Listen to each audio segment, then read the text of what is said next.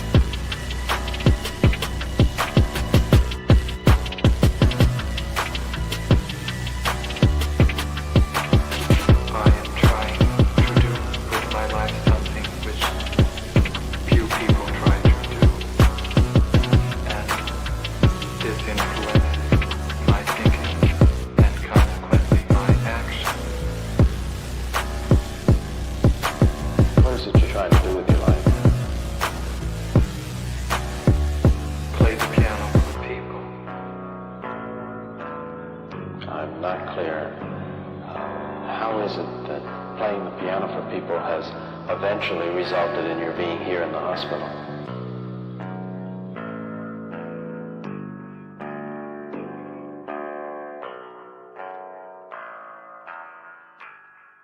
That's difficult to answer.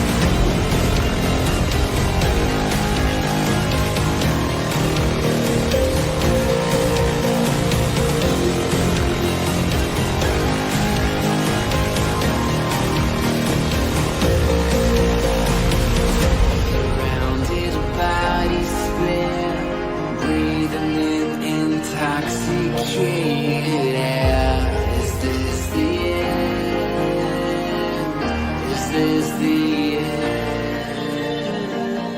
There's a noise inside my head of crying people facing death. Is this the end? Is this the end? Oh, I'm burning in the dystopia.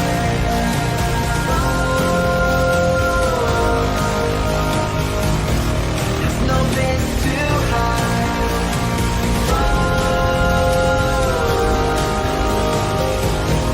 I'm burning in the dystopia.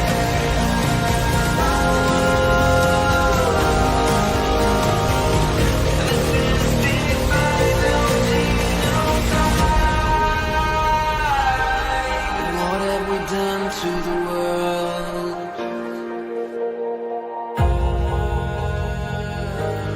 What have we done to the world?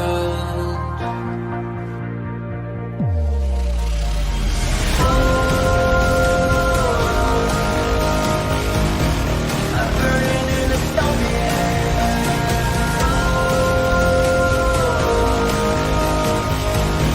There's no place to hide.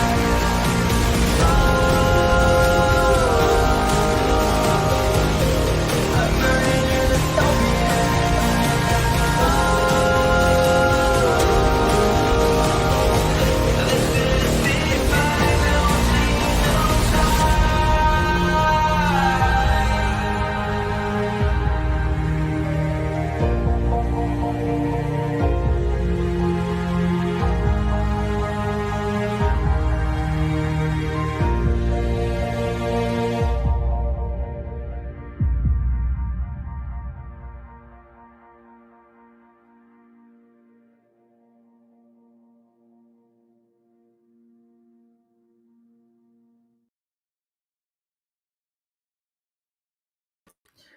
What's up, everyone? Happy Friday.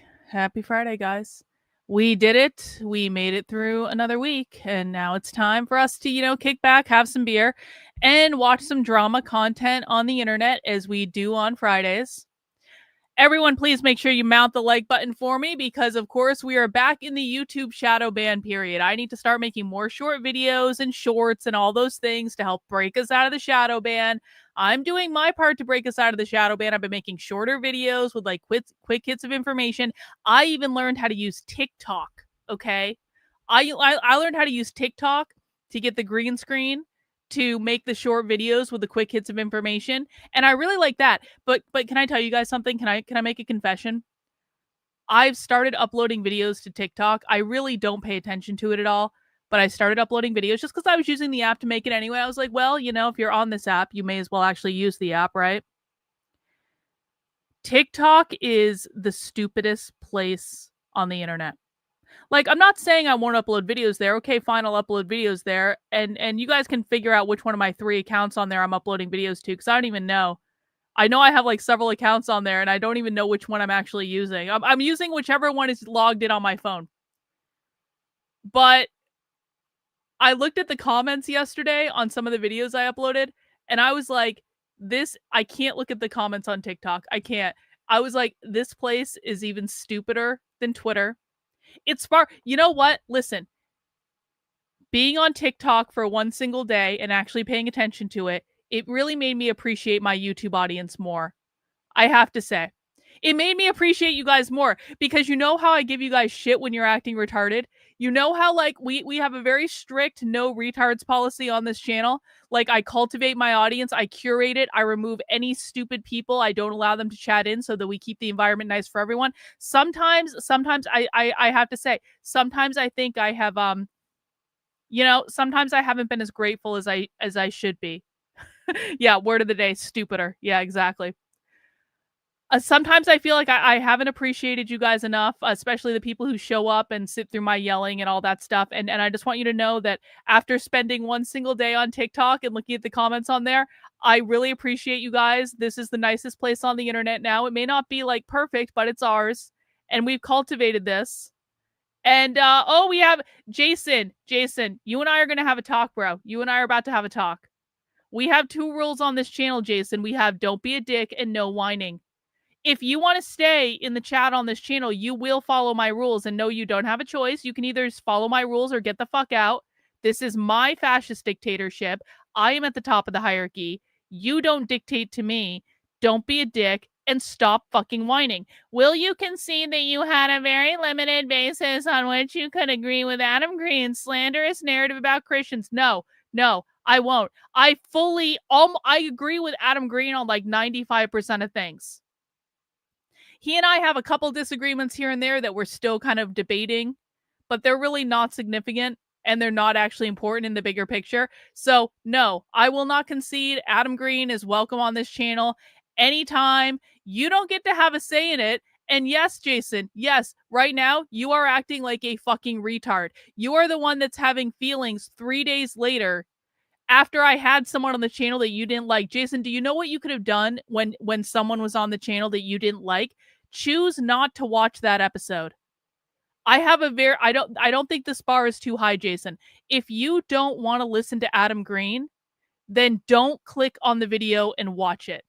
You can go watch something else. Go into the back catalog. I have thousands of videos on this channel. If you really are committed to watching me, then I'm talking to someone you don't like, just go watch another video that I put up. You will never be able to get through my back catalog of content, I promise you. And if you don't want to watch me, that's fine. Go somewhere else. But you are an adult, and if you don't want to watch a video, then don't click on the fucking video. It is that simple. And if your feelings are so hurt when I have someone on the channel that you don't like, that is an issue you need to work out with your therapist, bro. That is like a first world problem if I've ever heard one. Like, oh, someone on the internet is interviewing someone I don't like. Get a fucking grip.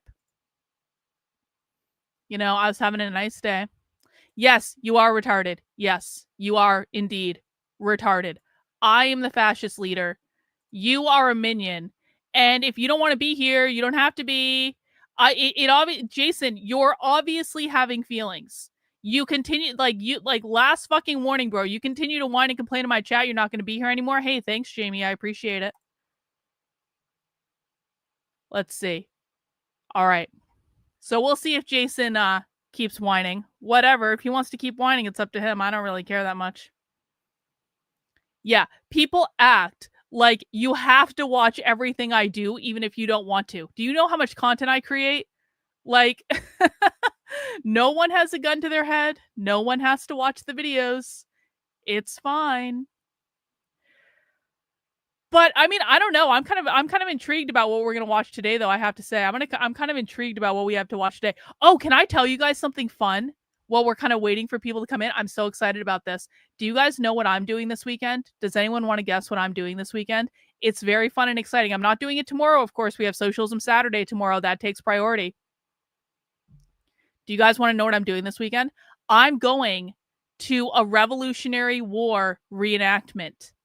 And it's going to be fucking awesome. It's a giant ass Revolutionary War battle enactment at Old Sturbridge Village in Massachusetts. And it's going to be so cool. And it's the Redcoats versus the Rebels.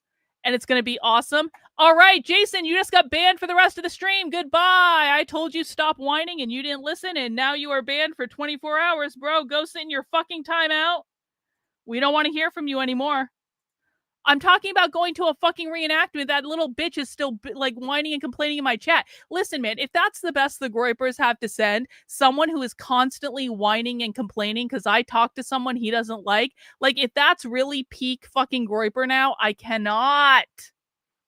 And it pisses me off too. It pisses me off because I like Nick Fuentes. I agree with Nick Fuentes on many things. I also disagree with Nick Fuentes on many things, but that's okay. That's okay. I respect Nick. I think he's very smart. I think his analysis is very good. I think he's ahead of things ahead of people on most things.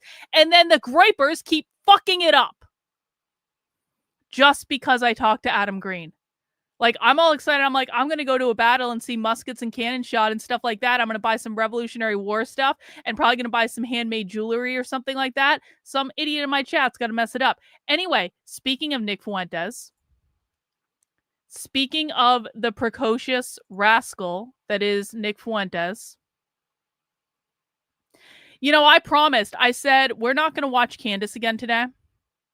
And I was fully committed to it. I was like, I need something else that's not Candace Owens. I don't want to watch Candace Owens. And then Tucker Carlson comes out with an interview with Candace Owens. And I was like, fuck. And then I looked at the topic list. They talk about the Brigitte Macron lawsuit. That's going to be great. They did a whole section on complaining about Nick Fuentes.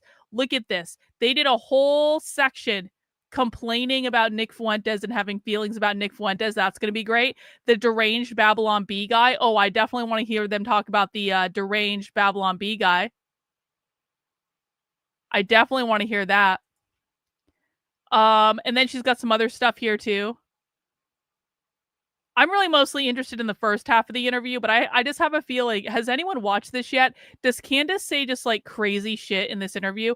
I've heard some of the clips, and obviously Candace and Nick Fuentes have been arguing for like 2 days straight now. And that's really entertaining. Whether or not you like Nick Fuentes, it is actually very entertaining. Like, honestly, like I was watching Candace argue with Nick last night on Twitter, and I was like, is Candace actually crazy? Like, honestly, because it was one of those things where her responses were so weird. And listen, I'm one of those people that I do weird responses on the internet, okay? I kind of like, so I understand that. And it's not necessarily that I'm crazy, it's that I'm not playing the bullshit game people want me to play. But like I was looking at Candace's responses and I'm like, is she just being smart? Is she being sarcastic? Or is she actually crazy? And I don't know the answer anymore. I really don't know the answer anymore. And so, you know what? There's things about Candace that I like. There's things about Candace that I don't like. I think that Candace is a narcissist. I don't personally want anything to do with Candace. I would never trust Candace with anything, really. I've seen her stab too many people in the back. But I will also say that there is content that Candace creates that I like. I loved the USS Liberty thing. I liked the Becoming Brigitte thing. I'm actually kind of on Candace's side on the Becoming Brigitte thing. I think most of the people who I see dragging Candace over the Brigitte thing, I think that they haven't actually watched it because I thought that Candace actually did a really good job with the Brigitte thing. Now, a big complaint I do have is I do think that Candace completely fucked over Nick Fuentes in that interview. I thought Candace's interview with Nick was bullshit. I was really looking forward to it. They could have had a great conversation. They could have talked about foreign policy. They could have gossiped about the Daily Wire. Instead, Candace spent an hour trying to dress Nick down because Nick said something about her and Dave Smith that she didn't like. And it's like Nick was perfectly polite and appropriate the entire interview. He was quite frankly much more polite than I probably would have been in that position. And I felt like Candace was just such an evil bitch and she did set him up. And I didn't appreciate that. And I don't think, listen, as many issues as I have with the Groypers right now, like, I don't think the Groypers should ever let Candace off the hook for that. I think the Groypers should annoy Candace and muck up her replies for all time. Because, like, what an opportunity. It could have been such a great conversation. And instead, Candace was having fucking feelings and decided to ambush Nick. And I know Tucker Carlson doesn't like Nick either because, you know, he has his reasons. Everyone has reasons on the internet. And so I'm sure the two of them are going to be like a couple of catty Cathys. And they're going to be gossiping and whining about how much they don't like Nick Fuentes, which honestly just shows just how powerful Nick is, by the way. I'm just saying. Thank you, Jamie, for the super sticker. Welcome. Appreciate you being here. So on Fridays, guys, we take it a little bit easy. We watch some drama content. I drink some beer. You guys get to vote on which beer I drink first. And so we haven't done the beer vote yet, but we're going to. Just as a reminder, guys, if you want to follow my work exposing and decoding the far left, head over to my Substack. That is Karlyn, KARLYN.substack.com. I've been posting a lot of shorter video clips. People have always asked me for shorter video clips breaking down what the left believes. So I'm really making it a priority to give you guys some shorter video clips, whether that be, you know, I've been trying to do shorts lately because shorts are really good for the channel and blah. I fucking hate it. Can I just tell you guys, I fucking hate that I have to boil down a video to 60 seconds. Like, it burns my like sensibilities like nothing else, but I'm on the internet and I have to play the game and shorts are a good way to grow the channel, I guess, whatever. Anyway, so I've been working on making shorter videos, breaking down the leftist stuff. If you guys have any special requests, things you want me to talk about, do let me know. And I will try to incorporate that in. No, I'm not recording it in a tie. Musicans always got to be causing problems. No, that's not happening. It's not happening.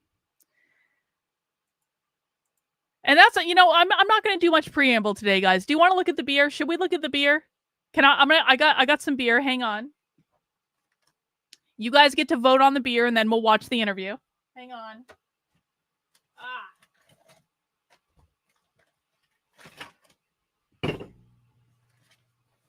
All right. So can I tell you? So people in the chat are talking about the pickle beer. I do have the pickle beer. I actually ended up getting a 4-pack of the pickle beer today, which if you were around last week, I had this spicy pickle beer and it was so effing good. It was so good. It's from Prairie Artisan Ales. They're a small batch brewery out of Oklahoma. If you have the chance to try this beer and you like dill pickles, this will be like the best thing you've ever had in your life. And so I do have some of these, but we're not going to drink it first because I have other stuff. I have the traditional 4-pack of craft beer that I get from the beer store. And the tradition we have here on Happy Hour is I tell you guys about the beer, and then you vote on which one I drink first. If you are not a beer fan, that's just because you haven't tried enough beer yet. Yeah, bro, it's the pickle beer is like, I was skeptical. It's like the best thing ever. It's so good. It's so good. So we've got a good kind of like, it's a dessert beer flavored day. We are having dessert beer. We're having dessert beer and then pickle beer after that. I don't know. We're having a weird flavored beer day. And all my selections are sweet. So here's what we got. The first one is from Branch Blade Brewing Company. Branch Blade is a brewing company in Manchester, New Hampshire, I'm pretty sure. This is called Holiday Crisp, and it's a sour with natural flavors and dairy ice cream. So it's an ice cream beer. And what is in it is apple, blackberry, ice cream, brown sugar, and oats. So basically everything you could get in an apple crisp at Thanksgiving, they put it in a beer. How awesome is that? Beer is so amazing. The next one is from Smutty Nose Brewing Company. Smutty Nose is in Vermont, right?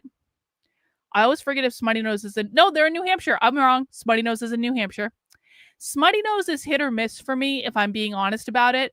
They've been around for a long time, and I've always kind of been like, about their beers. But you know what? You tell me you have a raspberry lime Ricky beer, and I'll give it a try. I love raspberry. I love lime. So why don't we try that? Smutty Nose, raspberry lime Ricky. That's going to be awesome. That's not our only raspberry beer. Apparently, it's a raspberry beer type of day. Game Brewery, which is, I think, out of New York. I'm pretty sure they're out of New York. Hang on. Yep, Cooperstown, New York, where the Baseball Hall of Fame is, which is really cool. If you guys have never been to the Baseball Hall of Fame, it's actually really cool. I got to my family took me there as like a kid when we went to see Cornell or whatever. Anyway, this is a raspberry stout. I've never had a raspberry stout before. I love stouts. Stouts are my favorite beers. And I've had a lot of flavored stouts. I mean, you can flavor stouts with anything. I've had bacon stouts, peanut butter stouts, whoopie pie stouts, coconut stouts are really good. You can get basically anything. Coffee stouts are great. Lots of great stuff you can have in stouts, but I don't think I've ever had a stout with a raspberry before. So we'll give it a try. We'll see if we like it. And then I have another stout too. And I've also never had this stout. This is from Tripping Animals Brewing Company. And this is a stout with mint chocolate. I've had many chocolate stouts over the years. I don't think I've ever had a stout with mint chocolate, though, in it. So it's an eclectic beer kind of day. No, this is real alcohol. No. This is real alcohol. This is beer. Just awesome beer. So I put the poll in the chat. You guys get to vote on which one I drink first. We've got our apple crisp beer, which is probably the one I'm most excited about, if I'm honest about it. We've got raspberry lime Ricky. We have raspberry stout, or we have the mint stout. So let me know which you guys want me to drink first, and we'll see. Bro, this isn't different types of alcohol. This is beer. This is beer. Relax. I've probably been drinking craft beer for probably longer than you've been alive. So you can take a back seat, okay? I've been into craft beer since my early 20s. I won't do the math and tell you how old that makes me now, but I've been into craft beer a long time. I know how to drink craft beer. I've been into craft beer so long, most of you didn't even know craft beer existed when I first got into craft beer. All right. Actually, the raspberry stout seems to be winning. Shit. Oh, it's getting closer. Oh, no, it's tied. Okay, everyone vote. Last chance to get your votes in.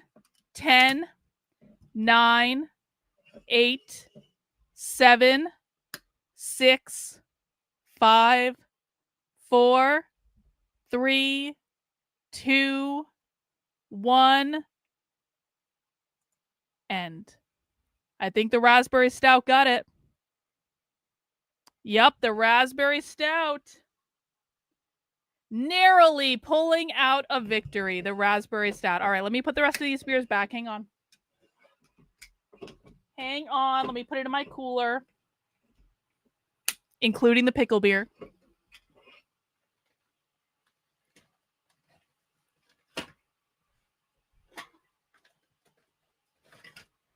All right. All right. Let me see.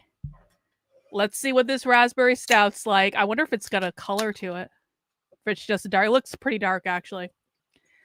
Cheers, everyone. If you're drinking something fun, let us know in the chat what you are drinking.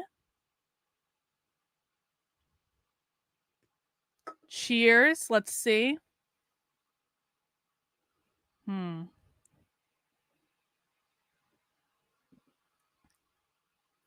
Not sure I'm tasting the raspberries, but, you know, we'll let it settle. We'll let it settle. It's not bad. We'll let it settle. Yeah, I mean, you guys should give Tucker a lot of shit for this, honestly. Like, listen, man, I have an interesting relationship with the Groypers in that I don't want the Groypers giving me shit for who I talk to, but I am fully supportive of the Groyper war on Tucker Carlson and Candace Owens. So on you know what? I feel like I need to have a single issue alliance with the Groypers. We like on the things that the Groypers and I can agree on, then, you know, I'll play nicely. The things that we disagree on, you guys can go fuck yourselves. But, you know, we're playing nicely today, and I am fully supportive of the Groyper war on Candace Owens and Tucker Carlson because that's entertaining for me. And so there it is. All right, we've got 2-hour interview with Candace Owens. I hope you guys have got some drinks and a snack. You're having an IPA with watermelon Jolly Ranchers. Actually, I bet that's kind of good. Awesome. You got Pacifico and Jack. Well done. Well done. Flavored water. Leonard's always got to be distinguished. You're drinking water. Excellent, Kenneth. All right. Let's oh no. Oh no, you got timed out. Oh no, go away. Oh no. You got a Victory Brewing triple sour. That sounds good. Because Nick Fuentes is obviously smarter than both of them, to be really honest. I like, there is nothing that you guys can do to get me to denounce Nick. I may denounce the Groypers when they're being dicks, but there's nothing you guys can do to get me to denounce Nick. Absolutely nothing. Okay, let's get started. I'm so grateful that you're here. Thank you. I'm so excited. With child number 4 in tow, who's just off camera. What is going on with Macron? I mean, it's the craziest thing that's ever happened, certainly in my life. It's been repeatedly crazy, from the Trump call to the lawsuit. I didn't even know. Can you just back up a little bit for those who don't know what you're referring to, the Trump call? What does that mean? So I was called by Trump in February. Emmanuel Macron had visited Trump, and I had done this series about, it was about his wife, Brigitte Macron. And the series got a lot of views, and Emmanuel Macron personally flew to DC and asked Trump to ask me to shut up, to just stop speaking about his wife. And Did you know this was going to rise to the level of international incident? No. And it's actually making me go back, and historically I'm thinking, you know, all the times we were told that a war ended because of this or because of that. If this was one element of negotiation of Emmanuel Macron to Trump, and the topic of why he was, you know, ostensibly there was to discuss the end of the Ukrainian and Russian war, but you're taking Trump aside and you're asking him to shut up this podcaster in the US, I'm wondering if anything that we're told in our history books is real. So that is exactly right. I have wondered the same. That is just absolutely amazing. Mm-hmm. Hey guys, just so we're clear, I don't want to hear a single person whining about the fact that I support Nick Fuentes. I don't care if you support Nick Fuentes. You're allowed to do whatever the fuck you want. But every single person that whines in my chat about me supporting Nick Fuentes from now on is going to get timed out, and you're just going to be removed. And I'm not going to argue with you, and I'm not going to relitigate it. I have made my position clear. And if you don't like it, you can either shut the fuck up or go away. I mean, you don't have to watch this interview with us. Thanks, Jamie. I appreciate it.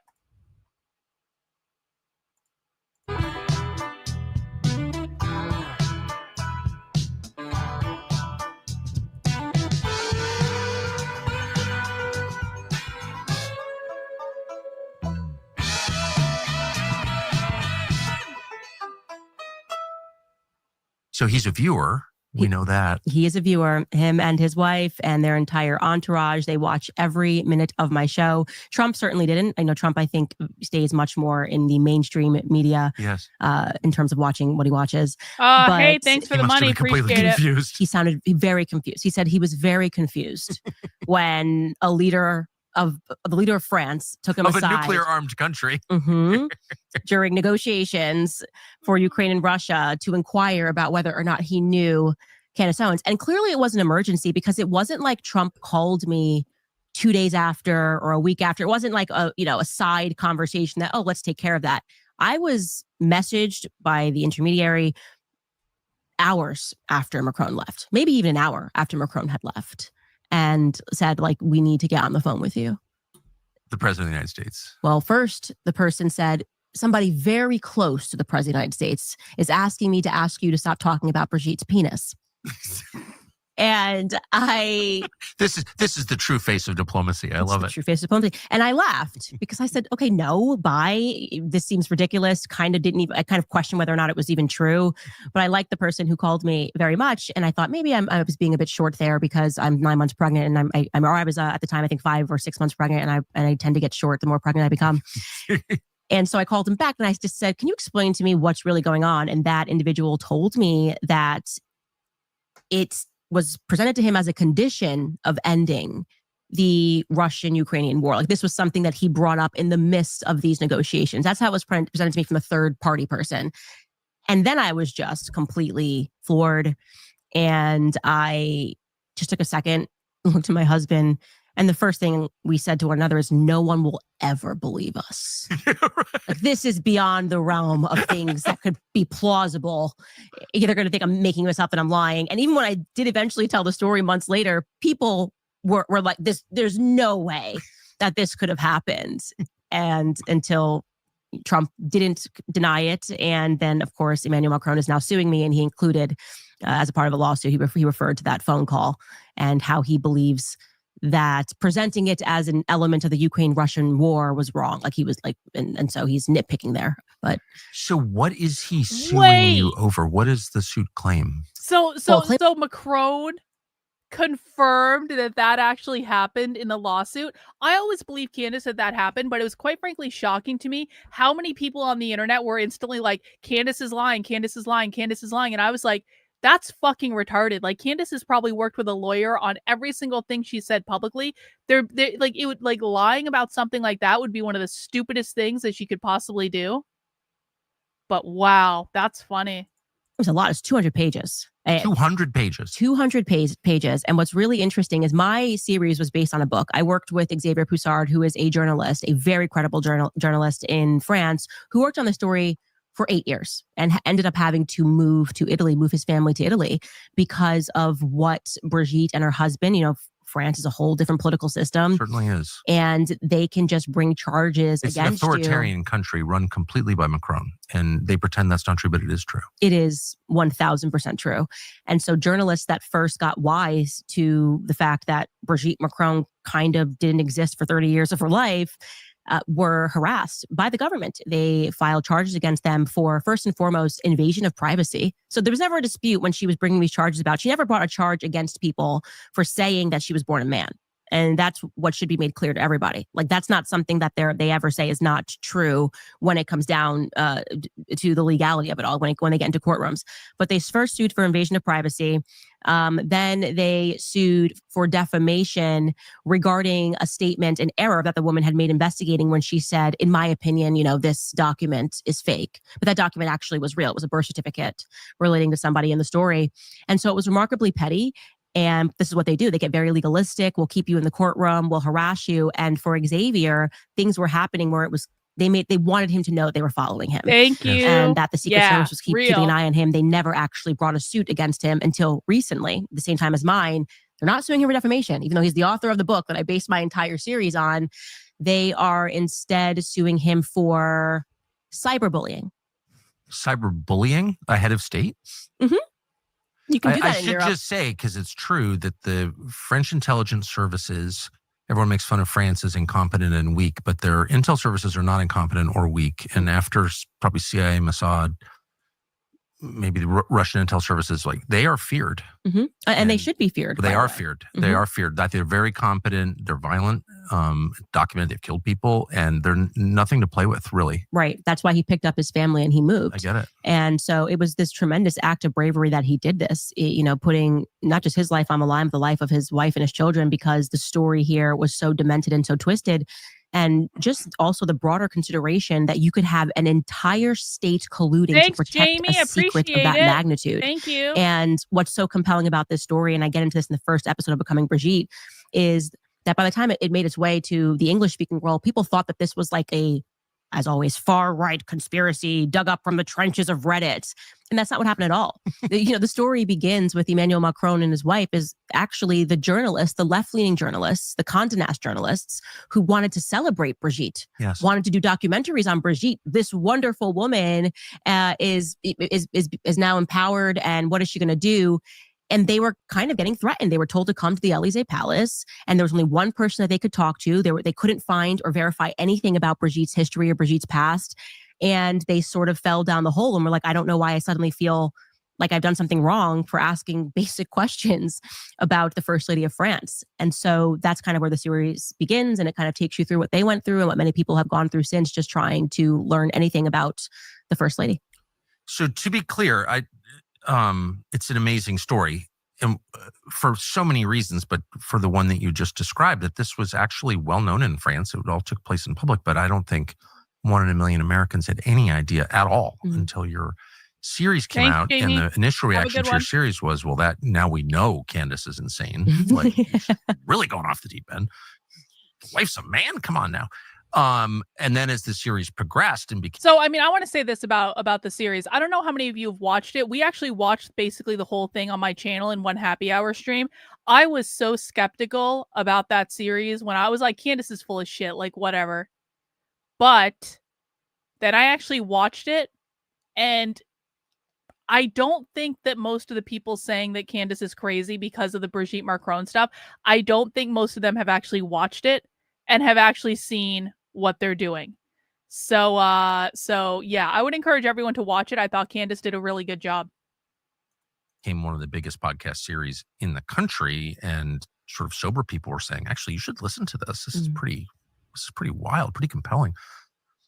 But I just want to get to the lawsuit. So like they're suing you for defamation. For things that I never said, which is they know that this lawsuit, this is why I called it a PR strategy. This lawsuit was filed for the press, right? Because she just lost her defamation case against 2 journalists in France. And now everyone was reporting, wait, you said that this was the big case that proved, or you presented it as if you were suing them on this claim of you being a man or a woman. And now you've lost that in France. This is your home territory. What's going on?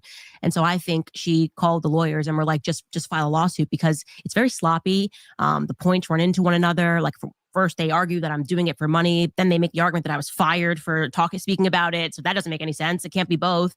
And it's a bunch of stuff that I didn't say. They're behaving like mainstream journalists, where they'll take a couple of words that I said, like gangster. Hey, thanks, Devil's Advocate, for the super chat. Appreciate it. Thanks for inspiring me to learn more about the left so I can speak out too. You have taught me more in 2 months than 2 years of right-wing media. Hey, I like that. Thank you guys so much for the support. I really appreciate it.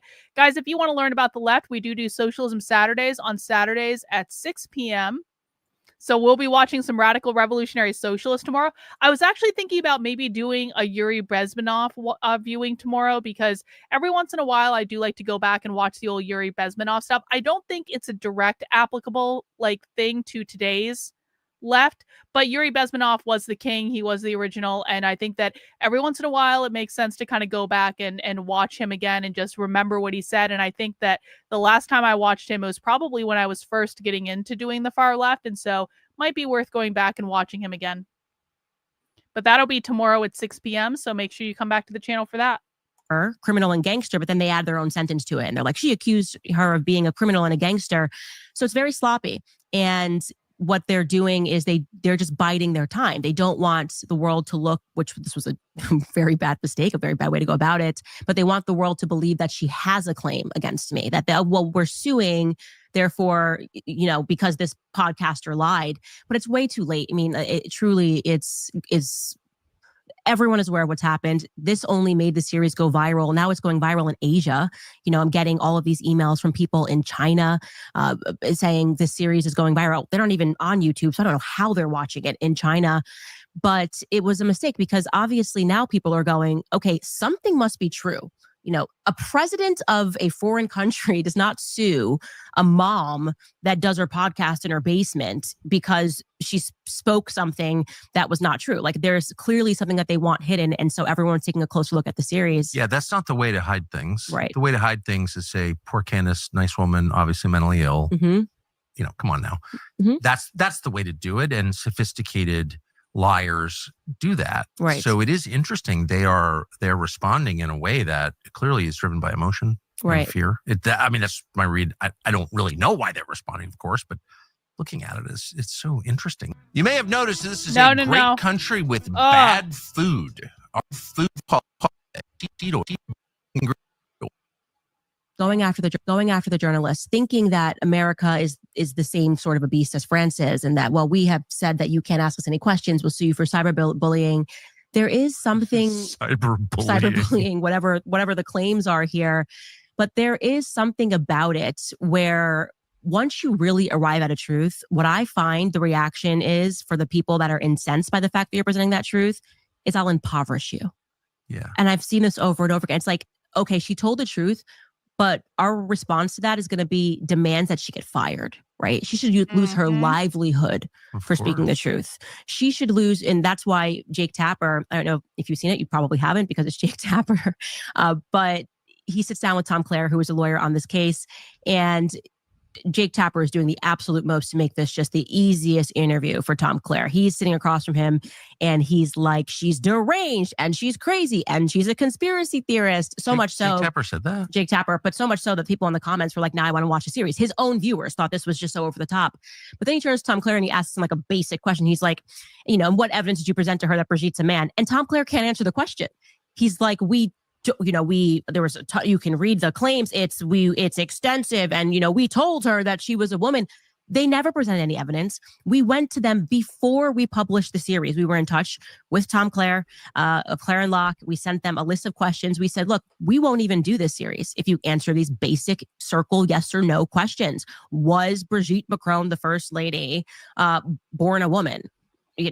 That basic of questions. Did she ever live as a person named Veronique before the transition? Temporarily, Brigitte lived as a person named Veronique. They refused to answer these yes or no questions. Obviously, if you're going to prove actual malice, you have to present to the court, it's obviously a very high bar that's been set, which I don't necessarily even agree with that bar, by the way, New York Times versus Sullivan set. But obviously, you have to prove that I acted, I knew the truth, and I acted. That's exactly right. I was desperate to get to the truth and said I would stop doing this series. We also offered for me to get on a plane and fly to France to interview, to get Brigitte's side of this. I want to make sure I'm not colored by having read Becoming Brigitte and reading the series. There could be another side. And it was essentially a big FU and said, Tom Clare comes back. She doesn't have to answer your question. That doesn't have to prove to you.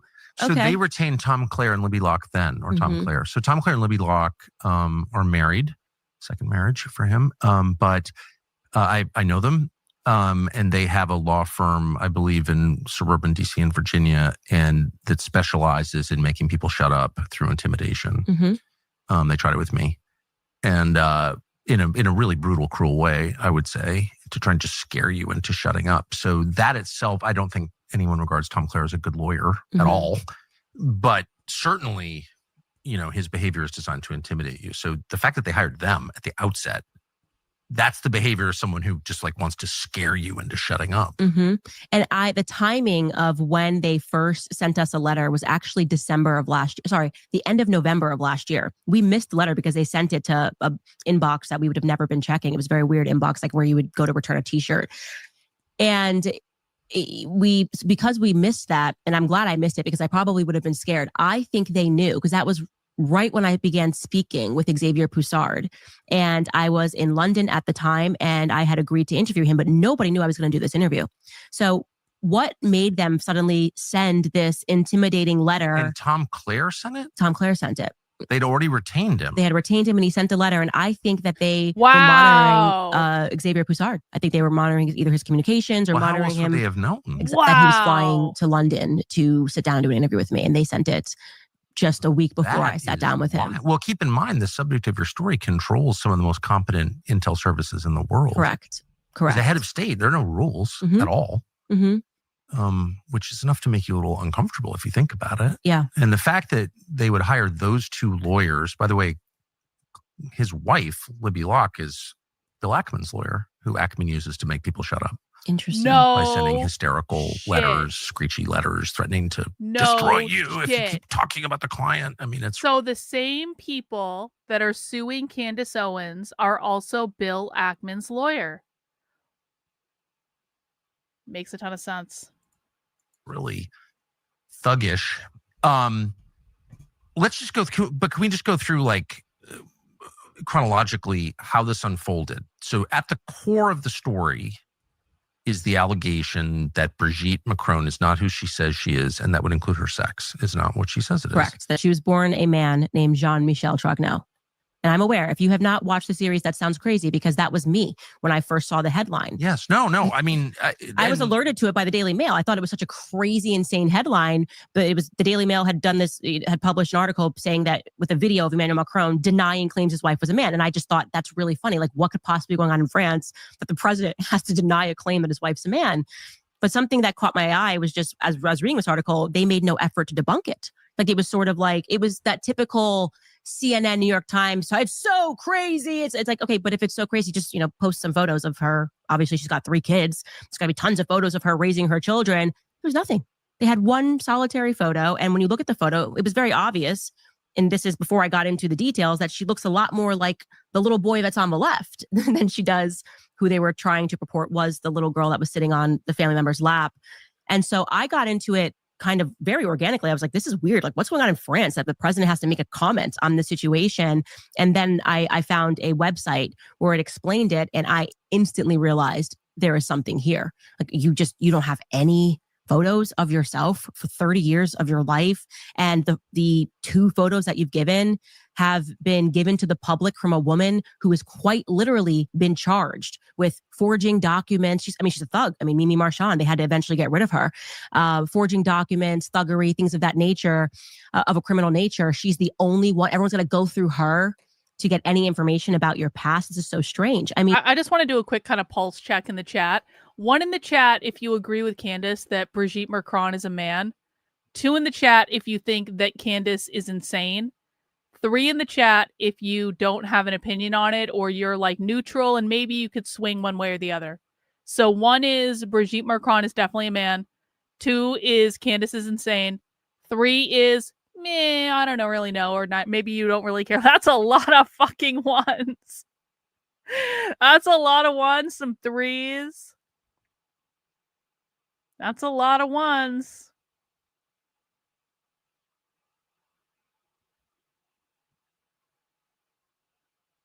Five, Candace is a man. Yeah, probably true. Yeah, allegedly, obviously. All right. Thank you. It's so kooky that you wouldn't just, the defense to this is just, hey, could you show us any pictures of your living? Tiffanel over on Rumble has a Kahlua and coffee. That actually sounds delightful. I love Kahlua and coffee. I haven't had it in years and years and years, but it's so good. Also, Kahlua and hot chocolate is like the greatest thing that has ever happened. For these 30 years, you had allegedly 3 children. Did you guys take any photos while you were raising them? Maybe when you were in the hospital? No, Tucker. There's nothing there. So it's an amazing allegation, a stunning allegation, a bewildering allegation. But I think the legal and the moral question is, did you give an opportunity? Did you give the prime minister and his wife an opportunity, the Macrons, the opportunity to respond? Listen, bro, I agree. Who watches YouTube shorts? Apparently a lot of people. But I agree with you. I hate short form content. I fucking hate it. Unless I'm like looking for some like something that doesn't really matter, like a quick cooking recipe or something like that, or like something stupid and pop culture-y. I don't mind it for that, but like actual, like, I agree with you. I only found you recently when you covered Owens and Fuentes, but I have only regularly watched your short long form content like this. Yeah, I agree, but I'm on YouTube. I got to play the game. I want to get out of the shadow ban again. And the only way you can do that, the only way I've ever been successful at breaking the shadow ban, at least for a little bit of time, is by posting shorter videos, like shorter videos that I just film on my phone, looking right into the camera. I can't explain it. So if you guys want to help me break the shadow ban, make sure you mount the like button for me. There's a shocking disparity between the number of people who are watching right now and the number of people who have liked the video. Please like the video, guys. It helps YouTube recommend my content to more people. We're sitting here enjoying a nice beer and an interview on a Friday afternoon. So let's get the likes up. Come on. I want to see the likes come up. Let's get those numbers up. Come on. Come on. You guys can go watch this on your own. I don't have to be here to entertain you. Come on. I want to see the likes come up. All right. Now we're starting to cook with gas. All right. I appreciate it. Thank you. Yeah, YouTube basically requires you to do short videos for the algorithm. Basically, effing requires it, and it sucks. Oh, I'm looking forward to the part about I have a feeling I'm going to have a lot to say about the part with Nick. To the allegation before the series ran. So that's my question. Weeks to respond. And what way did you do that? Did you call them? Did you? Via Tom Clare. It was their lawyer. So it actually, they kind of made a mistake. They messaged us first to kind of intimidate us and say, you're working on this thing, or Did they say how they knew you were working on it? I am not clear, because what was interesting is in that first letter, they included claims of what I said while I was working at the Daily Wire. That was the previous March. So you're responding to something that I said in March. We're now in December. So what triggered you? And clearly it had to have been that I had just interviewed Xavier Poussard and they were aware of it. So then they said, okay, send her out a letter to intimidate her. And obviously getting a letter from most people, you get a letter from a sitting president of France, you're going to go, okay, well, I'm just going to be quiet and not say anything more because I don't want to get involved in this. But for me, it just made me even more curious. And so to be sure, I said, well, I'm glad we have a line of communication established, because I'm certainly not interested in defaming you. I'm not interested in lying. Obviously, I would do myself a disservice if all of this was complete crap. And it turned out that I had been peddling it. So here are my questions. Very simple. Yes or no questions. Did you ever live as Veronique? Who is Jean-Michel Trog? No.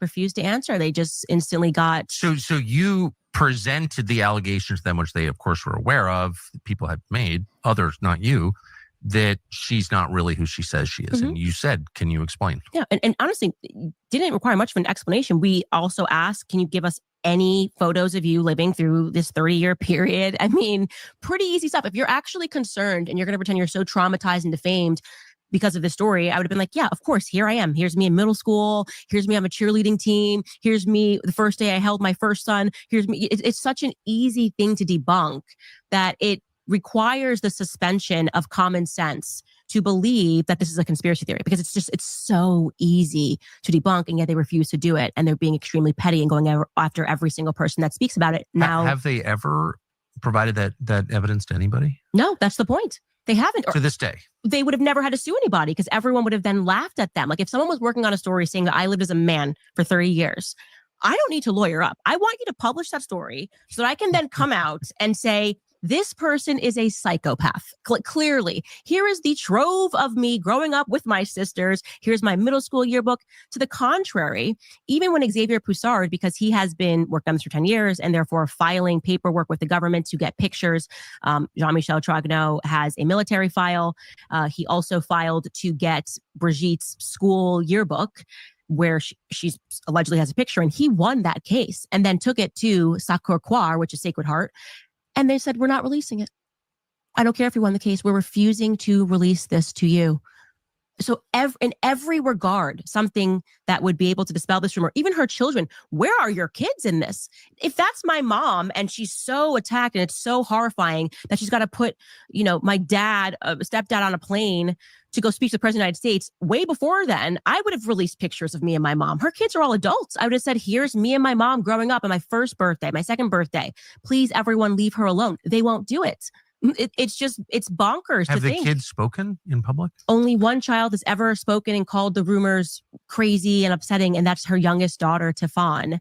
And I have a theory about why that is, but again, there's no evidence to supply. Tiffany won't go under oath. Tiffany won't speak. Tiffany won't say, "Oh no, this is." She just says it's very hurtful and it's not true. And okay, Tiffany, well, you have the power to dispel this by just releasing some photos of you growing up. You're a 40-year-old lawyer. It's pretty simple to release some photos of you as a kid with your mom, and they won't do it. Here's a revealing and unpleasant fact. Crazy. Mexico is facing a could so it sounds like from what you've said, you don't believe this case was even designed to go forward. No, they're not planning on a courtroom showdown here. No. And there's no way. By the way, I engaged with Libby Locke and Tom Clare a long time ago about defamation, and they told me not to go after it because the bar was so high. And I had a very clear case where someone told a blatant lie about me, which we happily countered right away. So you've dealt with them before. Yeah. Oh, I have emails from. This is the funny part. I have emails from them. I love you, adore you, watch your show. They're totally soulless, both of them. Yeah, clearly. Yes. Mhm. The motive here is money, which is fine if that's what you want your legacy to be, because at the core of this case, which most people should be speaking about, is their defense here is I am admitting, which they've never done before, and they've now admitting that Emmanuel Macron was only 14 when they met, when he was in that play, 15, she says, whenever this affair happened. And in my suit, they admit that Emmanuel Macron's parents took him away from the school because of this relationship. Do you understand how the That's audacity so of fucking crazy. I'm a creep, I macked on a student at best, and I have the I mentioned this last time, but like, okay, as a woman of a certain age, and that age, of course, is 29, but maybe I'm a little bit older than that.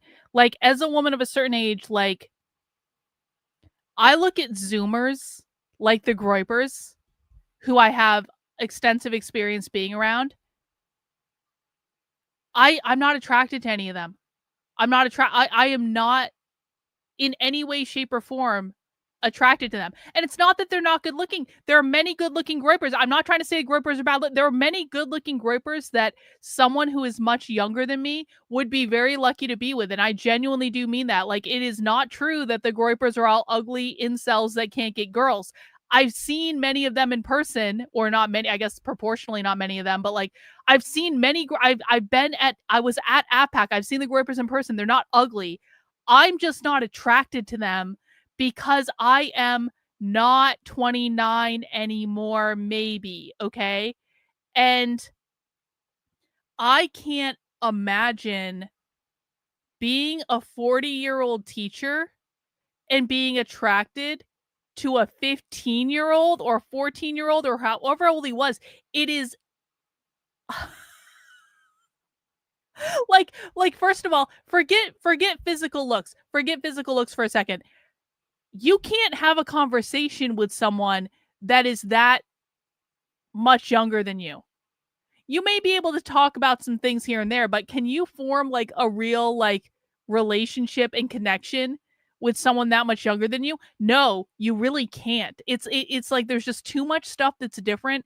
There's too much different life experience. And like, even if they weren't a child, which they are, and that's fucking gross, it's like, this woman was a teacher, this person, woman, whatever the fuck she is. I cannot even fathom being attracted to someone that much younger than me. For so many different reasons. It's like, just even on a sanity level, it's like, how like I have trouble talking to men sometimes that are like 10 years younger than me, and that's still significantly older than Emmanuel Macron would have been when Brigitte did whatever she did to get his attention. It's just so fucking gross. The audacity to file this lawsuit. I mean, what is going on in France that you would so willfully put that in a lawsuit, which, by the way, debunks their earlier claims. When he was first running, the press said he was 17. Then when Xavier Poussard proved that wasn't true, then suddenly we're saying he was 16. Now we've got them writing that he was 15. But the truth is that Emmanuel Macron was 14, and they can't go back on that crazy. truth That's because so crazy. she has. Isn't that child molestation? There we go. That's another big thing happening here. She's desperate now to keep it at 15.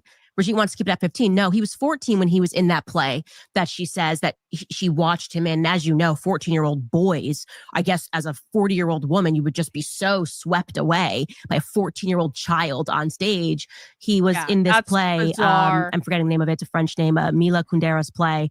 And that's when she alleges that she saw him and he just was ahead of his time, a savant. No. So brilliant in his demonstration, his ability to act. No. There's no such thing. I'm sorry. There's no such thing. Listen, man, I can talk. I'm going to make an analogy that's probably going to get clipped out of context or whatever. I can talk about how intelligent I think Nick Fuentes is, and he is. I also think Nick Fuentes has really grown. He's not bad looking. Let's be honest. Like, Nick Fuentes is going to find an Italian Catholic virgin someday that is going to be very happy because he's not a bad looking guy. He's not. But in terms of like, Nick Fuentes is 26 years old. He's like, how many years younger is that than me?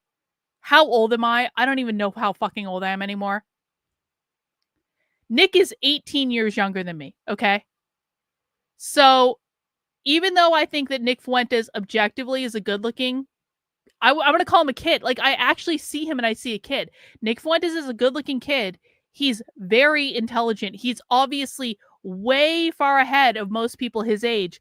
I cannot fathom the idea of being attracted to Nick Fuentes like that just because he's so much younger. And you guys don't, like, if you're not old, you don't understand. Like, it really is a thing. It's like, you know what? He is a perfect person for someone. Not for me. It's too young. It's too much.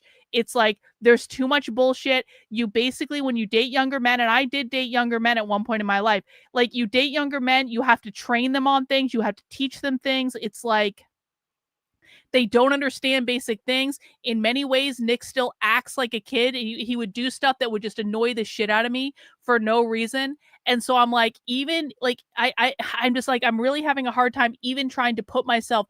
I usually am able to put myself in the shoes of other people to say, how did they see this situation? I cannot remotely put myself in the shoes of Brigitte Macron being attracted to a fucking 14-year-old. First of all, that's sick. Secondly, just on the level of like being attracted to much younger men, it eludes me. It eludes me entirely what the attraction is.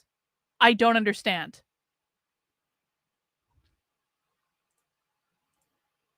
He's a little kid. He's a child. And this is a very creepy, sadistic story.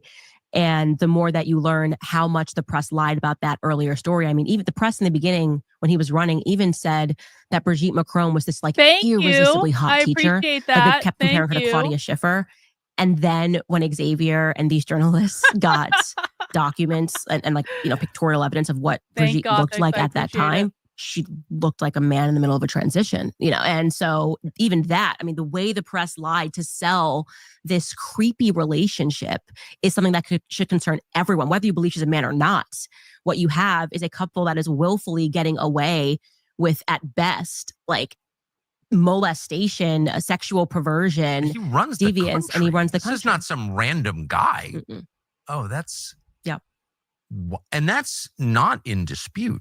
No, that's not. It was in dispute because they tried to at first say that he was 17. Now she's saying 15. The truth is Emmanuel Macron was 14.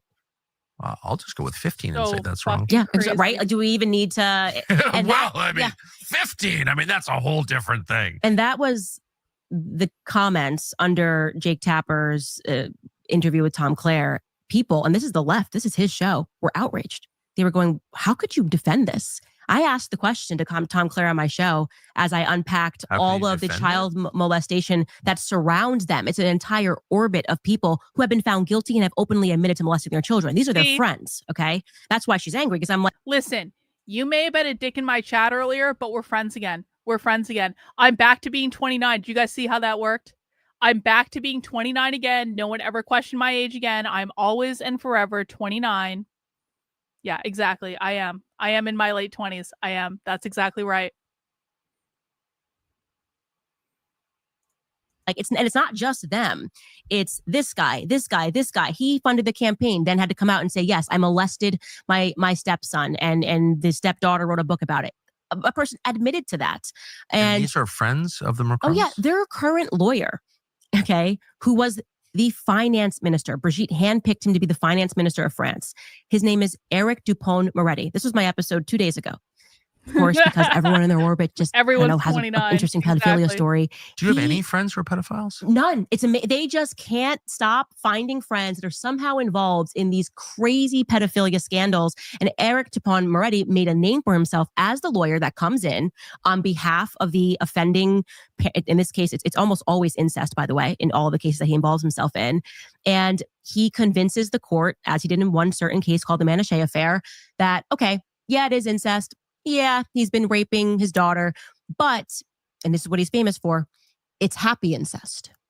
And he sold to a court and got this guy sentence reduced. He had been raping 2 of his daughters. Come on. I'm not kidding. You can look this up on Wikipedia, no less. And he sold this to the court, coined the phrase, along with another person who, another lawyer who Emmanuel awarded the Medal of Freedom to.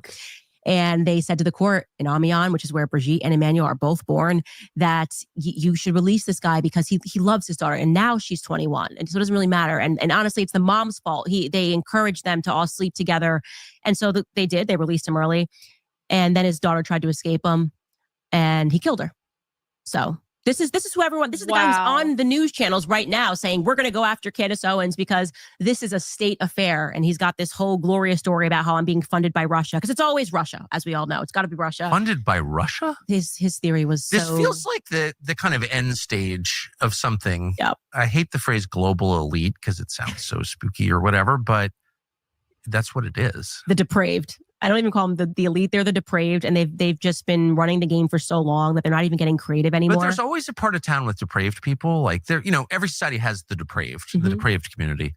But has there been since Rome really a whole class of depraved people with this much power? That's what gets me. I think so. Yeah. The more that I study and the more that I take a look at this picture, because at first, you go through this period where you're going, am I crazy or are they all defending like children being raped? Like this can't be right. Like somebody's going to stand up and say something. And the only thing that you can do in those moments where you're questioning whether this is kind of how I feel about it too. If you don't celebrate your birthday, you don't get older. That's exactly right. It's like when you're drinking at the airport, there are no calories. Exactly. Why do women wear makeup and why do some women try to appear younger than their age? Listen, man, I don't know. I appear how I appear. Like I do wear makeup because I like eye makeup. Like I like the way for me, I'll answer for me. I wear makeup because I like how eye makeup looks. I like how it looks. I had past lives in Egypt, man. I like the dark eye. What can I say? But I don't go crazy on the makeup. I spend about 5 minutes on and that's about it. Why do most women wear it? Because most women are self-conscious and they aren't comfortable with themselves and they want to bag a man or whatever. I don't know. I think people should just own it. Okay. I mean, I maybe joke about being 29, but I'm just saying I do appear younger than my actual age. No one knows how old I am. Everyone can just forget the information I've given you today. Well, I don't know about that, but I'll take the compliment. Or not, this could be the circumstance is to educate yourself further. Yes. And I find that whatever area they have sort of an inordinate response to, where they're like getting very angry about something that seems so simple, is probably where you should press your thumb the hardest. And I did this with like Sigmund Freud. I kind of said something on my show about how like Sigmund Freud was like a pervert and getting into children and incest, his whole theory, blaming the children for their parents being incestuous, and the reaction across the press, like, how dare she? I'm like, he's dead. Why are you defending this guy? Not American. He did present a theory that these children who were being raped by, by their fathers were actually attracted to them. Why are you defending this? And then I got educated about it and started reading books and stunned. Like, yes, this is actually something that he. Fun fact: the first ever tattoo that I got is an ankh on my back. So yeah, I'm very into all that stuff. Was doing, and I learned this from the person who controlled the Sigmund Freud archives, who wrote this amazing book called The Assault on Truth. Oh, hang on. A confession from Alex. I love this. When I was 16, I had a fling with a 31-year-old woman, which I enjoyed and learned a lot from. I bet you did learn a lot, actually. However, I never married her and ended up being publicly slapped, somewhat like Macron. I mean, listen, man, listen. If you're like, okay, here's how I feel about it. Obviously, you were too young at 16. You probably should have waited a couple of years. I'm not going to condone that age difference, but like, whatever.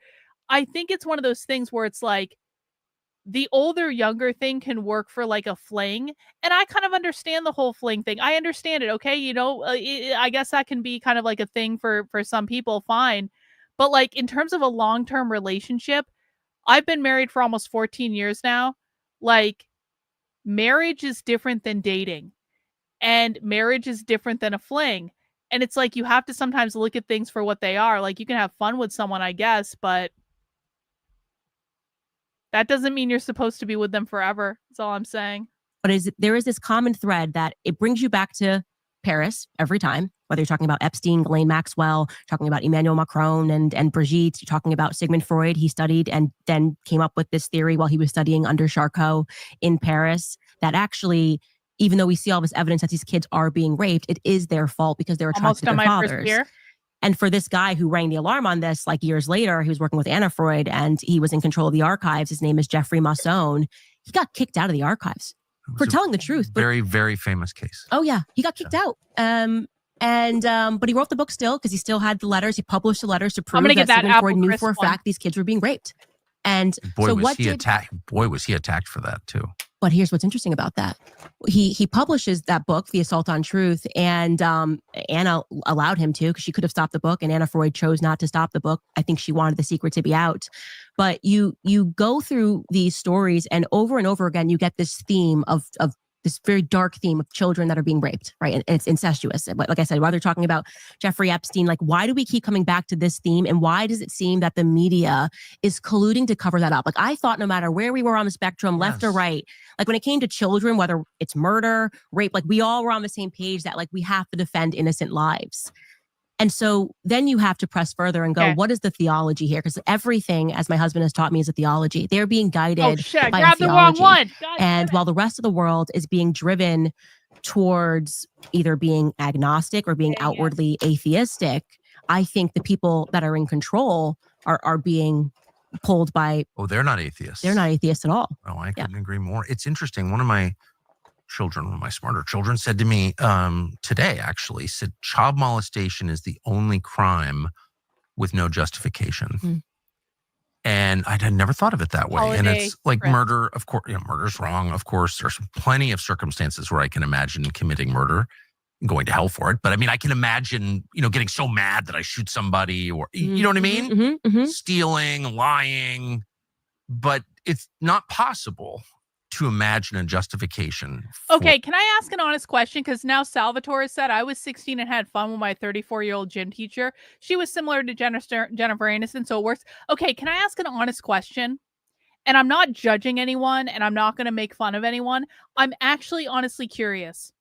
If you are a man in my chat, and you kind of, when you were younger, had an escapade with an older woman, what was appealing about that to you? I'm honestly curious.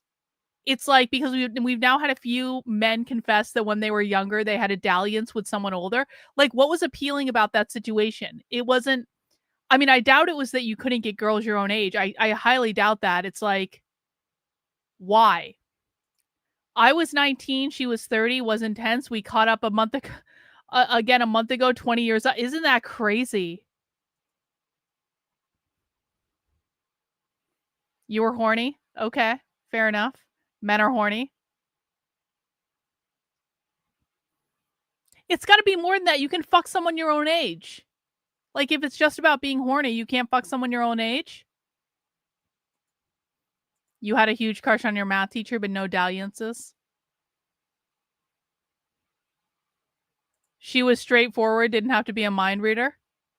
Yeah, here's to you, Mrs. Robinson. Exactly. We have Mrs. Robinsons all over the chat. All right. I bet the sex is better. I bet that is 100% true. Oh my God, this beer actually does look like an apple crisp. It actually has the color of like an apple cider. You guys are going to see it in a second. This beer looks like an apple crisp. Holy, it looks like an apple pie. Look at that. Oh, man. Let's see. Lots of games with your own age, older women who want it, just go for it. Yeah, I mean, I think that's okay. I can understand that.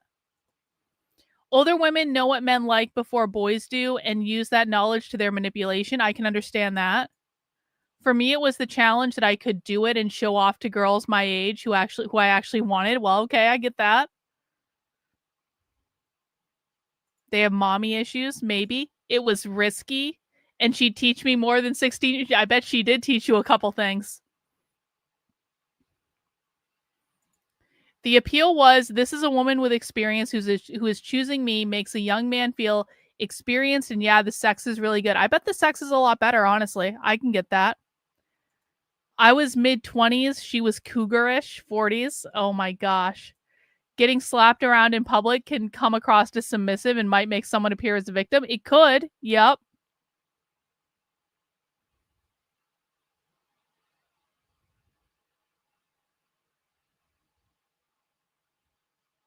Fascinating. Men don't realize what they like until they become men. You were 17. She was 30. She was fun. She was also my dealer. All right. All right. Fair enough. Thank you for sharing your stories. I appreciate it. Or molesting a child, for being sexual with a child. And it's also not possible to imagine, for all the sins that I can imagine committing in a certain circumstance. Like, that's just, I can't even get my head around it. That's just not really appealing in any way. Like, you'd never even think of wanting to do that. So it's got to be spiritual. You don't want to be passive and tired. Oh my and God, dependent, Tucker, how do you? many Of ads course do you don't. have? You hard work. Beam can into this Something you don't want me to. into this podcast only. They're encouraging you to be weak. Don't let them. Go to shopbeam.com/Tucker for 30% off. It is spiritual for them. And that's why studying Sigmund Freud, and I realized why they were so triggered when I'm always a person like accidentally lands on something. And then there's just like this reaction. Yes. And like, you can't do that. Ah! And then I go, okay, well, I better learn about that because there's something you don't want me to know. And so now I'm curious. If they would just leave me alone, I promised I wouldn't even have come down this path. But what you learn about Sigmund Freud is that what he actually mainstreamed, I mean, the psychoanalytic movement was quite literally a movement to mainstream gaslighting. And this is no question. Like I said, you can read Sigmund Freud's archives. This guy was not a guy theorizing that this is what was going on. He had access, learned German, read the archives, alerted Anna Freud and was like, hey, did you know your dad knew that these kids were being raped and yet he lied to the public? And she's like, yeah, I think, please maybe don't publish that. But then she let him publish it. And I think that was a cry for help, but that's my theory. Anyways, the second book to read was once you get to that and you go, what is this guiding theology? Why did Sigmund Freud at first acknowledge, as he did, openly that all of these kids were being raped because he was at the morgue. Some of these kids were dying because of their injuries. And he was at the morgue in Paris. He saw this up front. There was no dispute. The literature has been published. He's studying under Charcot. And then he does this pivot suddenly when he turns 35. And he says, never mind, these kids are not being abused. They're attracted to their fathers. They're the sexual provocateurs. David Bacon published a book and he relates it to, and he makes a very sound argument and then proves his theory that it's called Sigmund Freud and the Jewish mystical tradition. And he relates to, he relates it to the Kabbalah, the sort of Gnostic idea that you have to descend into hell and then you'll be brought up. And like the worst thing that you could possibly do, the worst sin, they believe in this idea of holy sin, is to harm a child.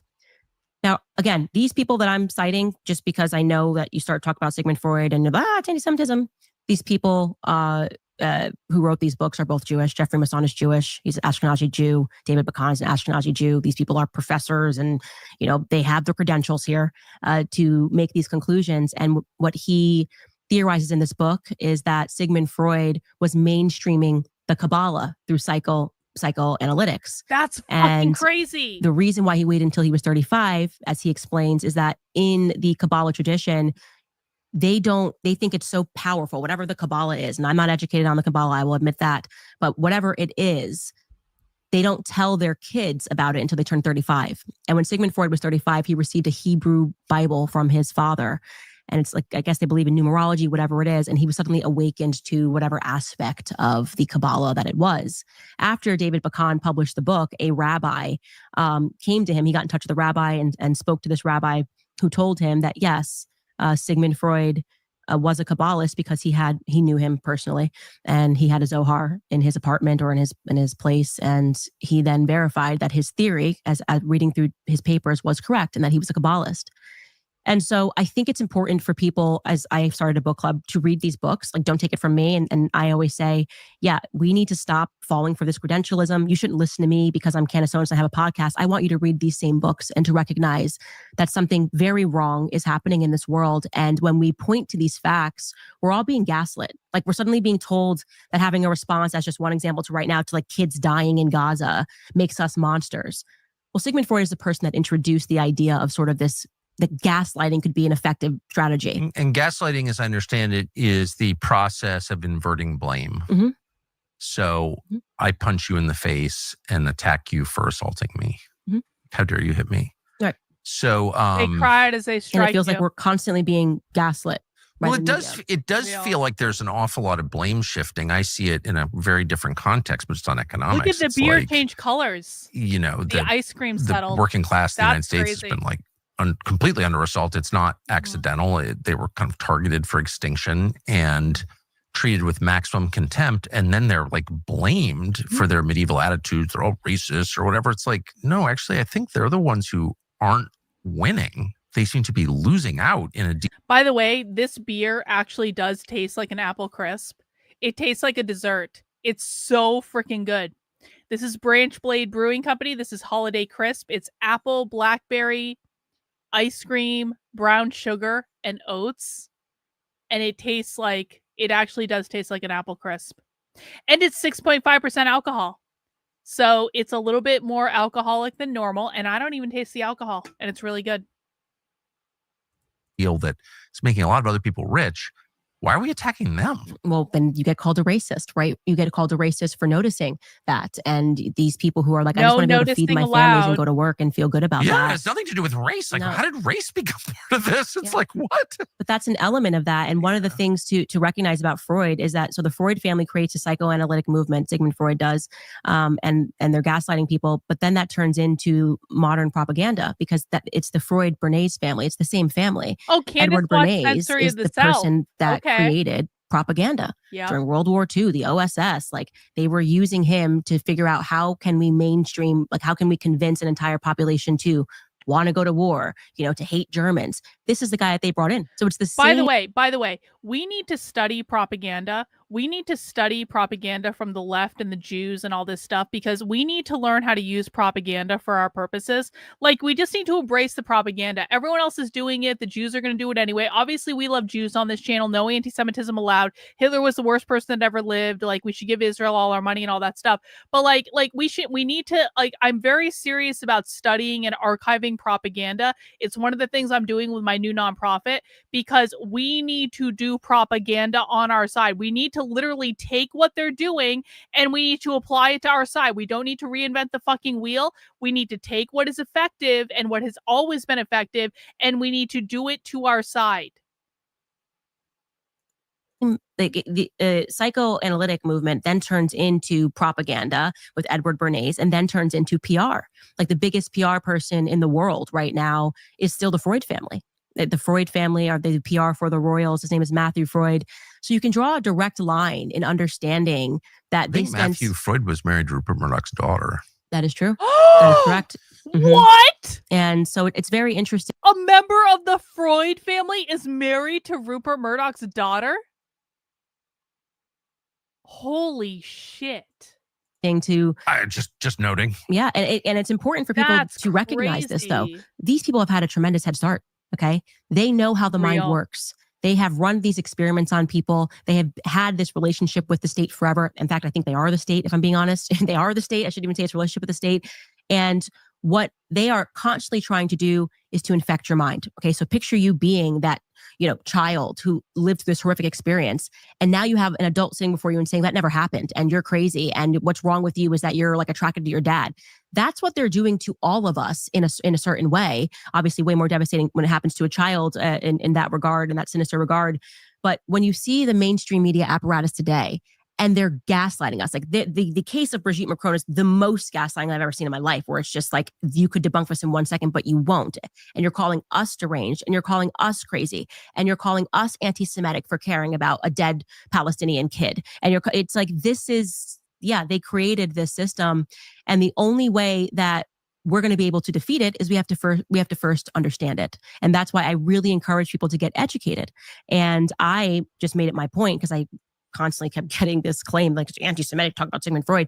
But I was like, you know what I'm going to do? I'm only going to read Israeli historians and I'm only going to read Jewish books that are written by Jewish authors. That's so actually we can just funny. go ahead and dispel the rumor. I've never heard that. It's interesting. Sigmund Freud has gone in and out of style. Well, he was very in style when I was young, and then Same for me. He was very in style. Yeah. For the left, for the record, the left absolutely loves Sigmund Freud. There's a whole bunch of like queer psychotherapists, and they all like it's incredibly fucked up, because like psychotherapy is used on the left to get people into queer relationships. They use psychotherapy on kids, to like on non-binary kids and all that stuff.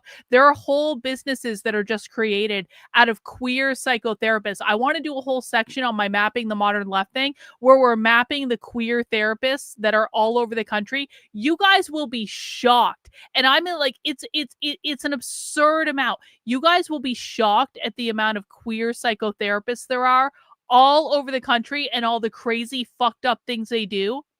It's just like, once you go down the queer psychotherapy rabbit hole, yeah, Bot and I have briefly gone down the queer psychotherapy rabbit hole, and it's just like, this is actually one of the most insane rabbit holes of the left if you want to have some fun. Do you have any videos on this? A long time ago, I did videos about this. I can't think of any, like, I know I've done videos about this. I can't think of the topic off the top of my head, but it's definitely a subject I want to get into at some point. I've covered queer psychotherapists on my Substack. They're fuck off insane. Just Google queer therapist and see what comes up. Like, you don't even need to wait for me. Just Google queer psychotherapist. Yeah, I always preferred young. I was a Jungian. I am a Jungian, I guess.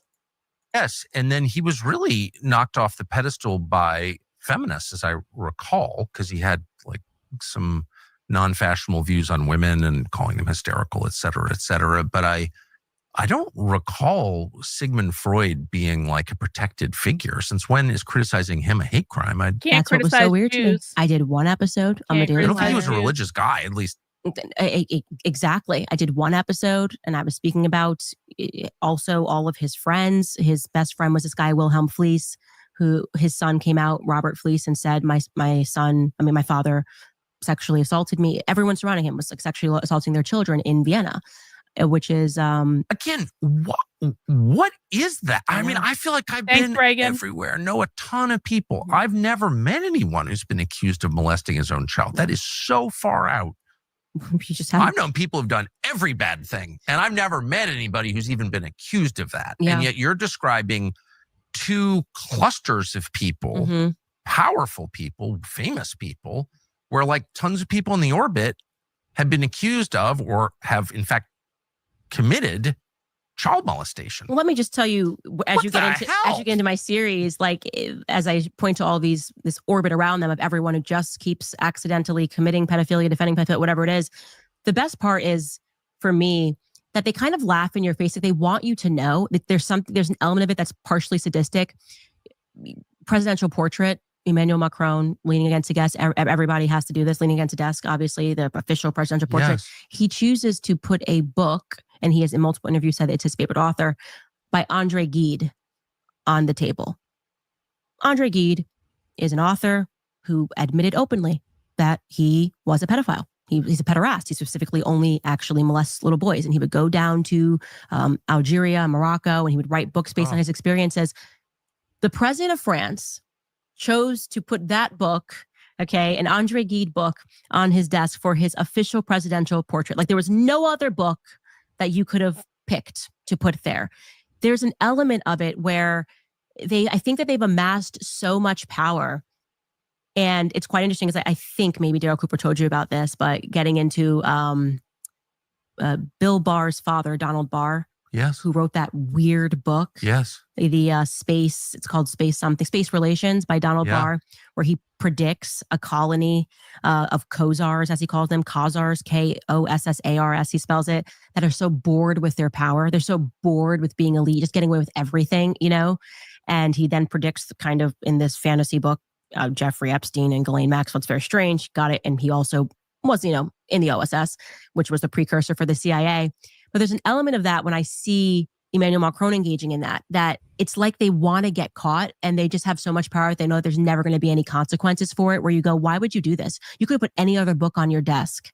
You could have put literally any other book on your desk, but you chose a self-admitted, never denied the fact that he would go down to Morocco and he was into little boys. So we're in the nicotine business. We make Wow. pouches and they're delicious. But one thing about nicotine, it is regulated by the federal government up one side and down the other. And the main thing you Tucker is can't do, making no matter nicotine? how much scientific evidence exists, is make a health claim about nicotine. So we don't. But that is not true with caffeine. Caffeine is good for you. So Oh, we've yeah? come up with a better way to use caffeine. Oh, it's yeah? called Coffee Break. It's designed for people who want to think clearly. Listen, I know normally I don't watch ads on this channel, but like this ad actually is compelling, so I want to watch it. Hang on. Move quickly, never I get to miss have a beat. nicotine It and is coffee? delicious and it's strong. Seriously? And it is best paired with an Alp. What the fuck? Roll out of bed and start your day on the most vigorous possible note. Ready to dominate. Each XL pouch hits with 50 milligrams of caffeine. Yo, Since there's no I need this nicotine, product. I'm we can ordering ship this this right to now. your I'm home sending in money to all Tucker 50 Carlson states. right now. Grab This yours is now. great. Coffee Break and alppouch.com. What the fuck? So this is all of everything that you've said for the past 20 minutes makes me think they'd be I'm crazy to absolutely bring gonna this to order trial that. I'm because not even that would joking. allow you discovery. I think they're banking on us dismissing it. I think one of two Dismissing options. it, what does that mean? You can at first file to dismiss the case because you're going, hi, we have the First Amendment right. This is crazy. It's coming from Paris. I mean, like, why on earth would we honor this at all? Secondly, it's like, are we really going to allow the French president to come in here and like stifle my right to speech? And typically in a normal scenario, a judge would dismiss this case because it's completely crazy. And we can obviously then produce the evidence that we asked them these questions and they chose not to reply to them for whatever reason. I think they want us to dismiss it. And again, I'm guessing just so they can say, oh, well, we tried. But, you know, America has its own beast and they have actual malice. Or they are going to pretend that Brigitte died from grief. I don't know. Because clearly they're not going to go through discovery, right? If you were going to go through discovery, you would have just published pictures a long time ago and put an end to all the rumors, right? Because then you're going to have to give me proof of this 30-year period where you just kind of. So you're not going to try to have the case dismissed? I certainly do not want to have the case dismissed. Amazing. Yeah, I've never and so heard that we're having. before. I mean, we're having these discussions. Guys, I just want to linger on this for a moment, having been around a lot of lawsuits. I've never heard anybody sued, particularly they're spending a lot of money on this because Tom Clare and his wife have big expenses and I think they charge a lot. I've never heard anybody say, I don't want a well-funded case against me to be dismissed. It's how I feel, and the reason that I feel that way That's truly, amazing. I Tucker, love is this. because You're this being is serious. so. Listen, as much shit as I'm about to give Candace for her and Tucker Carlson gossiping about Nick Fuentes for half an hour, and I know that's coming, I have to say, I am living for this lawsuit. I want to see this lawsuit. I want to see the discovery. I want to see. This is actually the perfect freeze frame for Candace. I want to see I want to see Candace take this thing all the way. I want all the gossip. I want all the details. I want all the discovery. I think it's going to be fucking amazing. Candace is going to get to depose Donald Trump to like get him to confirm that he called her about this. Candace is going to get to call so many witnesses. She's going to get access to so much information. And even if you don't like Candace, and again, I don't like Candace, but you cannot deny the shit show that Candace Owens is about to create for the president and first lady of France. And it's going to be great content for all of us. And we're going to watch all of it and we're going to enjoy all of it. It's going to be the best thing ever. And so, Candace, we salute you, even though you're a raging bitch and an absolute narcissist. And you should never have thrown Nick Fuentes under the bus. And that was wrong, Candace. That was wrong. That was bad. You shouldn't have done that. But we're going to enjoy this lawsuit for everything it's worth, and I don't feel bad about it. Much bigger, and we're having those discussions. We've spoken to the lawyer. We want it moved to Tennessee. They filed in Delaware. What's happening here is so much bigger and so much more important for the world. Delaware, really? Yeah, which is interesting. Hunter kind of notoriously said that we control the courts in Delaware. Tucker sells holsters for that little canister of caffeine and nicotine, so you can wear it on your back. Are you serious? Tucker sells a holster for a little can of pills? Wow. Well, Fox News found out. Absurd case against Fox News by Dominion. I was not named in it. I got sucked into it. But Tom Clare was involved in that case, and it was in Delaware. And they just had a completely compliant judge. It was just a joke, actually. Well, that's very interesting because they did file in Delaware, and it is a place where we know that the courts are corrupt. But this would be a kind of precedent that would be, I think, almost even too crazy for Delaware.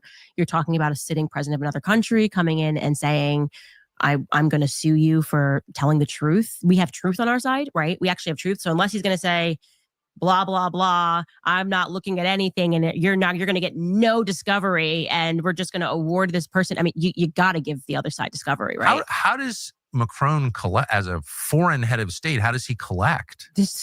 There is nothing that we can look at. We are pioneering this, obviously, because this has never happened in the history of the world, that a sitting president of a foreign country has sued a journalist and a podcaster in another country. It's never happened. So we don't know. I didn't even know how we could sue. Actually, I thought that you could only sue in a country. I just am learning with everybody else. It's amazing how this is going to work. But again, speaking of Tom Clare and Dominion, as he was sitting up there giddy with Jake Tapper as these representatives of the state, because that's what they represent. They represent the state and the state thuggery. They always represent the state. But they're giddy talking about Dominion. Because Jake Tapper sits to him, he's like, and how much did you get from Dominion lawsuit? It's a lot of money. You're going to sue her for all that money. And that tells you who their master is, right? Oh, I think we know. These people are satanic, right? That you can't beat me in the arena of truth and facts. Mm-hmm. So what do you do next? Well, I'm going to punish you. I'm going to destroy your livelihood. You're going to have nothing to your name.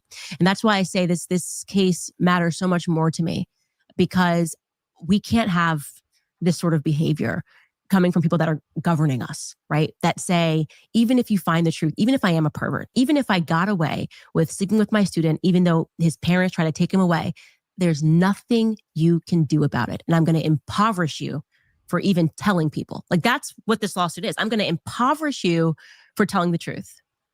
And they're happy. You got to see, he's giddy discussing it. And then he turns to the camera, Jake Tapper, and goes, Fox News did this. And how much money did you get? It's totally bizarre. I'm like, that's your master. And you're going to come up against a hard rock here, because I don't care about money. If I hope the story of Candace Owens over the last 2 years, people have come to understand that money is not my master. I think that's very obvious to everyone. What's interesting, though, since I know everybody you're talking about, is you're the happiest person by far. And I don't mean to be fake pious or whatever, the good guys win in the end. But it is true that you can tell who's speaking truth by who is calm and happy. It is true. Yeah.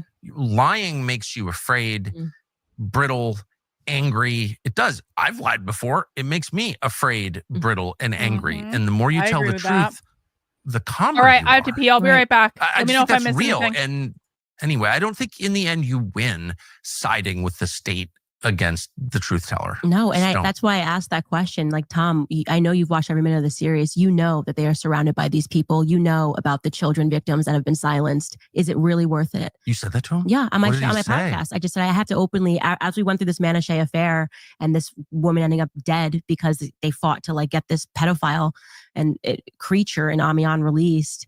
I just asked him, is it really worth it? Because for me, I couldn't look at a case that involved the abuse of children, or a network of people who are involved with the abuse of children, who have admitted to abusing children, who are defending people who have admitted to abusing children, and put my head on the pillow at night.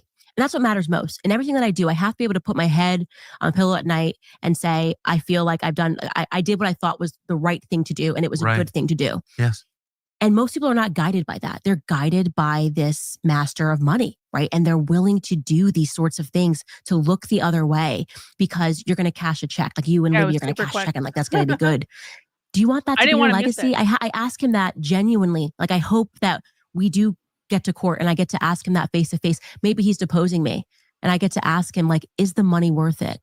I just want to know. I need to know that because I could never, when it comes to children, I will breathe fire on Tom Clare before I would sign up to knowingly aid people who have harmed children. Having sat in a long deposition with Might Tom have broke Clare, my record. I can tell you, Yeah, probably did. the game is to make you mad. And that's very easy with me because I'm a hothead. It probably won't work with you. You seem to have way more emotional control than I do. But I do think I don't want to be mean, but I just want to say when people have in mind, when Shakespeare wrote about lawyers, and I'm like, ooh, that's a little harsh. Kill all the lawyers. What are you doing?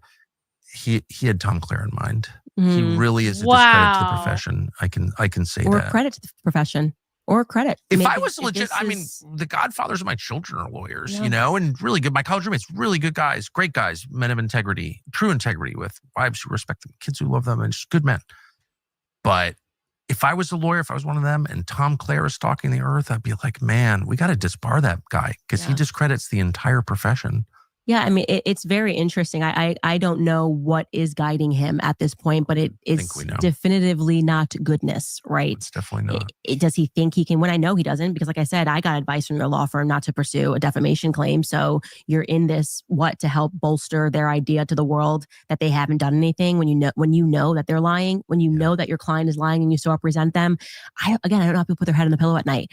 And what's interesting about me, and he'll just come up against a rock, is I have nothing to hide, right? If I had anything to hide, you guys would have found out last year, right? Where I went through and physically felt like an X-ray from the press as they tried to destroy everything that I had, everything that I held dear. I mean, it was nonstop. I mean, banned from Australia, demanding that my speaking events get canceled because I'm an anti-Semite, fired in front of the world. I mean, last year was really one for the books, and anything that they could find on me, they wrote articles about and they smeared me and they libeled me. And the idea was to kill me. It was like, lay it dead. This girl should no longer have a career. And I survived it. And I survived it because I had the one thing that they couldn't quite kill, which is truth on my side. I told the truth. Okay. So at the end of the day, it takes so much more energy and persistence to lie. You have to lie repeatedly. You have to keep telling the person that the shadows on the wall are real. And when you tell the truth, you really just have to say it once. And it hangs in the air and it resonates and people can feel that it's real. Mm-hmm. And so they were unsuccessful in trying to destroy me, to try to destroy everything I've ever worked for in my entire life with smears and libels and lies. And so what's left? What is he going to say to me? What are you saying to me during a deposition? Yeah, I think that's a man. And I think that everyone around them is way too close to pedophilia. And I think, Tom Clare, that you should be ashamed of yourself and any person that would ever launch a defense knowing that children were hurt in the process. I think, you better hope karma's not real. Have you ever talked to Macron, texted? He texts people, I happen to know. I wish he would text me. I'd love to speak to him. I view him as a victim, by the way. Okay. You are a child and your drama teacher, whatever, is macking on you and you're 14 years old. I don't know what Macron has lived through, but when you get into his backstory, it's very weird as well. It's a very weird backstory, a lot of holes in the backstory. And he is, to me, like a Zelensky. He's totally powerless. There's somebody in the shadows telling him what to do. One of the more fun things learning about Macron is the press sold him as this savant, he's just, he's so brilliant and he was ahead of his time because he needed to sell this creepy relationship. The 14-year-old was ahead of his time. And he was a man came across like a 60-year-old. I don't know what we're doing, right? That's weird. But what was really funny was that he then starts to work for Rothschild's bank. And before he went to Rothschild's bank, he went to this school. I don't know how to give you a tit for tat with America. Let's just call it he kind of pursued his master's. And nobody knew how he got into the school. He actually didn't get into the school twice. And then he gets into the school and they take this test and he graduates. He passes with flying colors at the top of the class. And the class revolted because they all knew he was dumb. and they knew that there was a fix in for Macron. And so they just canceled test scores that year for the first time in the school's history because the kids were suddenly going, there's no way this person got this grade. Same thing happens when he goes to Rothschild Bank. They said, and this is again, according to a Wall Street Journal book, I only use mainstream sources, that everyone who worked with him said he was an absolute idiot. They had no idea why he was at this bank, except for the fact that David Rothschild's hand was on him. Like they basically, like he was allowed to be in these rooms. He didn't even know what IBIDA stood for, but he worked for Rothschild Bank. And they said that it was just very clear that the hand of Rothschild was on him. And so they would all just remark to themselves, like, how are we working with this guy who's an absolute idiot? So even the idea of Macron being this like sophisticated, brilliant banker who was ahead of his time is just not real. If the mainstream media sources are to be believed. Again, this was a book that was done by the Wall Street Journal, and they sourced people that worked with him and said that he was an absolute idiot, which mirrored exactly what the people who went to school with him said when they had to cancel test scores because of his fake scores. What's the relationship between Macron and Justin Trudeau? They just remind me of each other. They seem like they're from the same factory line assembly, World Economic Forum. Macron is very clearly a homosexual. I think that's very obvious. People have come out and talked about sleeping with him. Men, he's never sued them for anything. Very weird. Really? Oh yeah. Right when he became president, there was and I'm blanking on his name. He came out and spoke and said, this guy is, watch out for Macron. He's got some issues. Like he said that he was a part of a sex party with him. Macron never disputed it. And since he likes to sue for defamation, that would have been a pretty good one to go after if a guy is saying he slept with you and that you have mental issues, like that he's like almost like a masochist in many ways. But if you just kind of look at the world right now, a lot of theater boys are getting power. Zelensky was an actor and a performer, and he actually played the role of being the president and then actually became the president. Macron, he was a theater boy, okay? And now all of a sudden he's like playing the part of the president of France. I don't take any of these people seriously. Like you are as people. This is your next act. Yeah, you are told to pretend that you're the president of France and somebody behind you is telling you what to do. And we can definitely, as Americans now, I think we can all agree, whether you're left or right, that is a circumstance after having Biden in office, because we know, irrespective of whether you loved him or hated him, that he was not cognitively there. Right. And yet the government still ran. And that should terrify you, who was in control exactly while he was on a steep cognitive decline. It's the same for, I think, the entire Western world, that these people are not in real control, and that they're just made to kind of delude the public into believing that this is a republic and a democracy and you have a say, and look, you elected this person, but somebody else is obviously pulling the strings. That's a fascinating observation that has never occurred to me, that the theater kids have taken, like literally. Yeah, the literal theater kids. That's just. Here's your next role. You're going to be president. So, speaking of theater, I just hesitate even to ask this, but here we go. It opens up all this stuff I want to deal with. But here we go. You just interviewed Nick Fuentes, or had a conversation with him. What did you think of that? What do you think of him? I mean, I can tell you my experience was entirely fraudulent with him. I never interview people. Fuck this bitch. Her experience with him was entirely fraudulent. No, Candace. If there was a person in the interview that was fraudulent, that was you, Candace. That was you. And it's obvious to any single person who ever listens to Nick ever. Holy shit. Part of me wonders, why did Candace even interview Nick in the first place? Because I have a hard time believing that it was really just to give him a good dressing down for saying things on the internet that she didn't like. Was Candace doing something where her and Tucker Carlson were plotting behind the scenes or something like that? Because Tucker Carlson has hated Nick forever for no good reason. Wow. Okay, good. People are telling me I'm gonna get even more mad. Oh, good. Yeah, Candace, you were the one who set Nick up. He did not set you up. As a gotcha interview, it's always just he was making the rounds. He's been around for a while, and kind of his story, when I learned it, because he was banned from everywhere, so I didn't actually know what the backstory was with Nick Fuentes, but then I learned it when he was allowed back on X. And Jeremy Boring, who was then the CEO of Daily Wire, did this X Live with him. I was in it. And Jeremy Boring I was did in it too. did an event with Nick Fuentes. It was honestly, it was weird. Everything was weird. For the record, I got Jeremy Boring to admit that he fired Candace Owens. And I never get any credit for this. Nick gets all the credit. I get none of the credit, per usual. I got Jeremy Boring to admit that he fired Candace Owens. That was me. That was no one else. It was the first time Jeremy Boring admitted he fired Candace Owens. That was because me. I'm just saying, I'm taking my round. Can everyone give me applause in the chat that supports Nick? Because I was the one that got Jeremy Boring to admit he fired this bitch for not supporting Israel. That was me. That was me. Yeah. Weird about what happened, but it happened.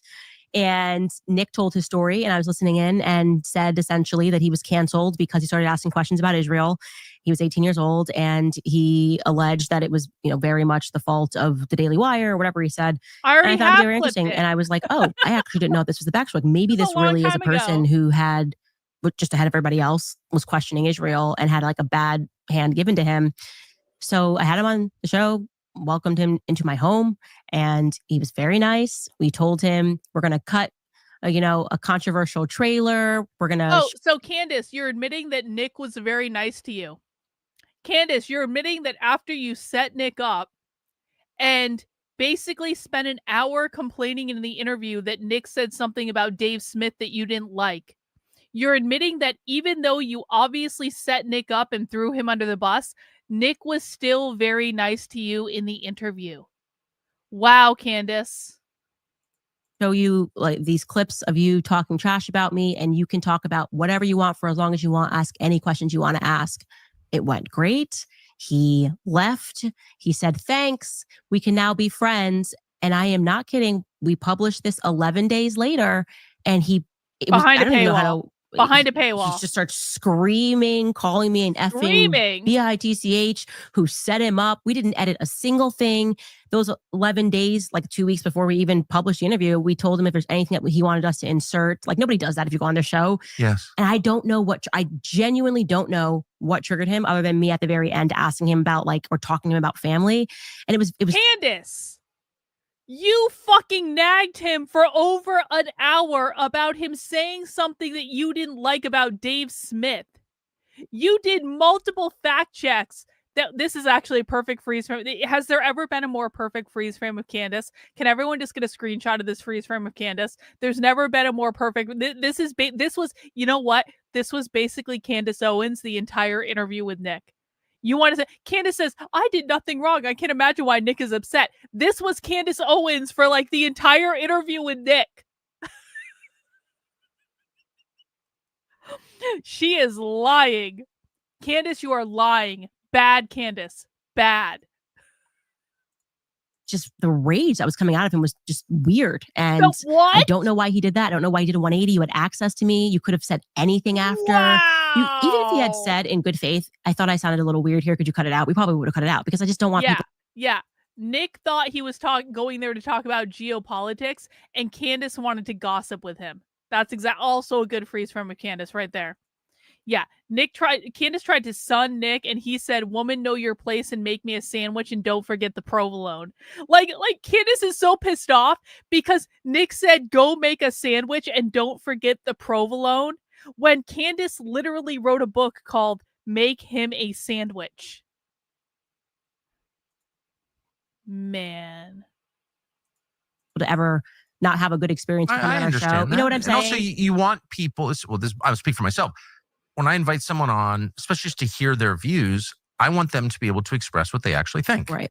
Exactly. And you decide what you think, and you decide how to express it. I mean, that's Candace like a basic human right, kind of. Yeah. And so I'm not here to trip you up into saying something you don't mean. I want to hear what you do mean. Yeah, exactly. Right? So, and he told a story. He did all of that. And apparently then, and I don't know if it was driven by insecurity. He didn't know how his followers would take the interview, but he just did a complete 180.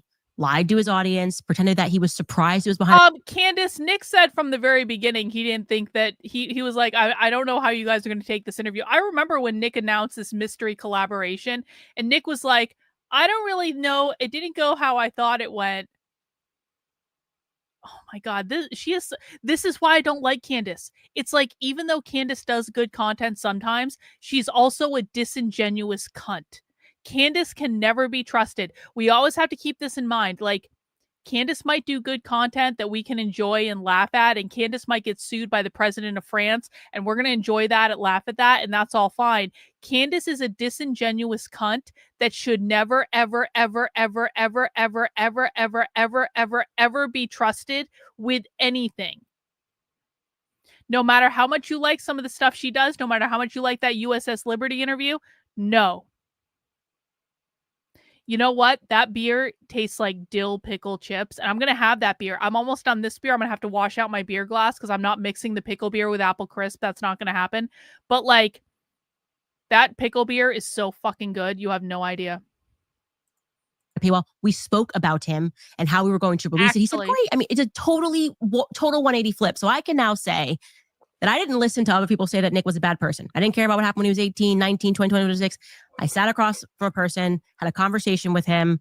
He behaved one way in person and then put on a show for the internet. So Candace. I actually can say my experience with Nick Fuentes is that he's a terrible person and a terrible human being. Why would you do that? There's no reason to do that. I agree. You could have come back onto the show. You could have had beginning of us discussing various topics.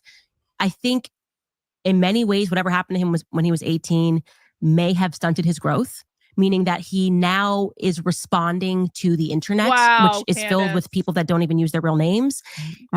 Right? So really, truly, the irony of it all is you could just be like the IDF soldiers just pretending to be his supporters and just getting him to say whatever you want because he's going to do whatever you say.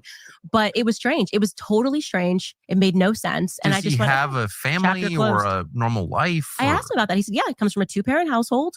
That's what he told me. No. Does he have his own family? Does he? No, he's not married. And I just 26. offered to him. I was like, I think Nick Fuentes is 26 fucking years old. Nick Fuentes is allowed to not be married at 26 years old.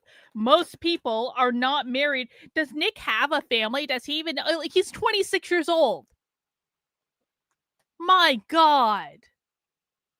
And look at how passionate they are too. Tucker and Candace are haven't been so happy in this interview yet.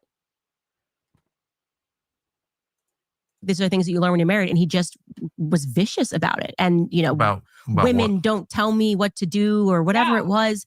And it was very performative. Like I said the exact same thing to Andrew Tate months earlier. I had him and I said, you should get married. Here's why. And Candace, you were not married when you were 26 years old. Pot kettle, Candace. Of course, Andrew Tate did not react like that. He told me what his hangups were about marriage. It was just a part of two people communicating on a show.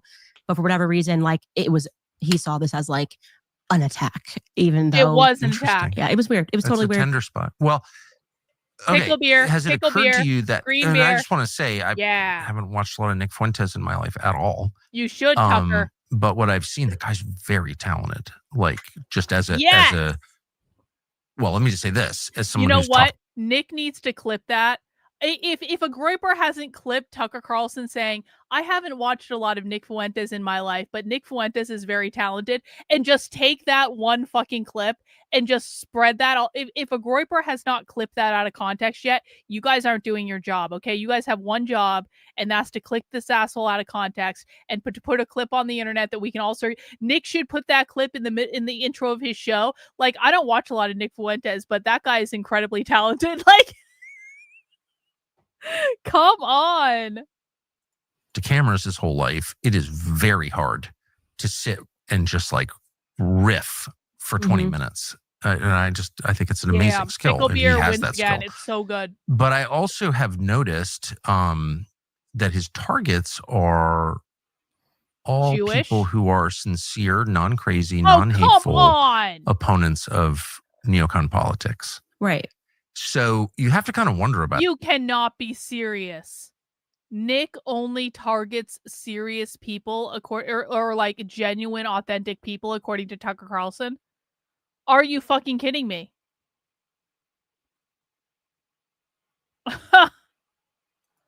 That. So Nick Fuentes is like, oh, I don't like the neocons, but then his targets are J.D. Vance, Joe Kent. He like tried to. He got Oh, involved in that's Joe what Kent's it is. Yeah, that's campaign with I a didn't know super. that. Oh yes. so that's why Tucker Carlson is pissed. He's Tucker Carlson is friends with Joe Kent. Tucker Carlson is still pissed off that Nick Fuentes sabotaged Joe Kent's campaign. That's what this is all about. Okay, got it, Tucker. Thank you. You, me, and it's like, what is that? Dave Smith.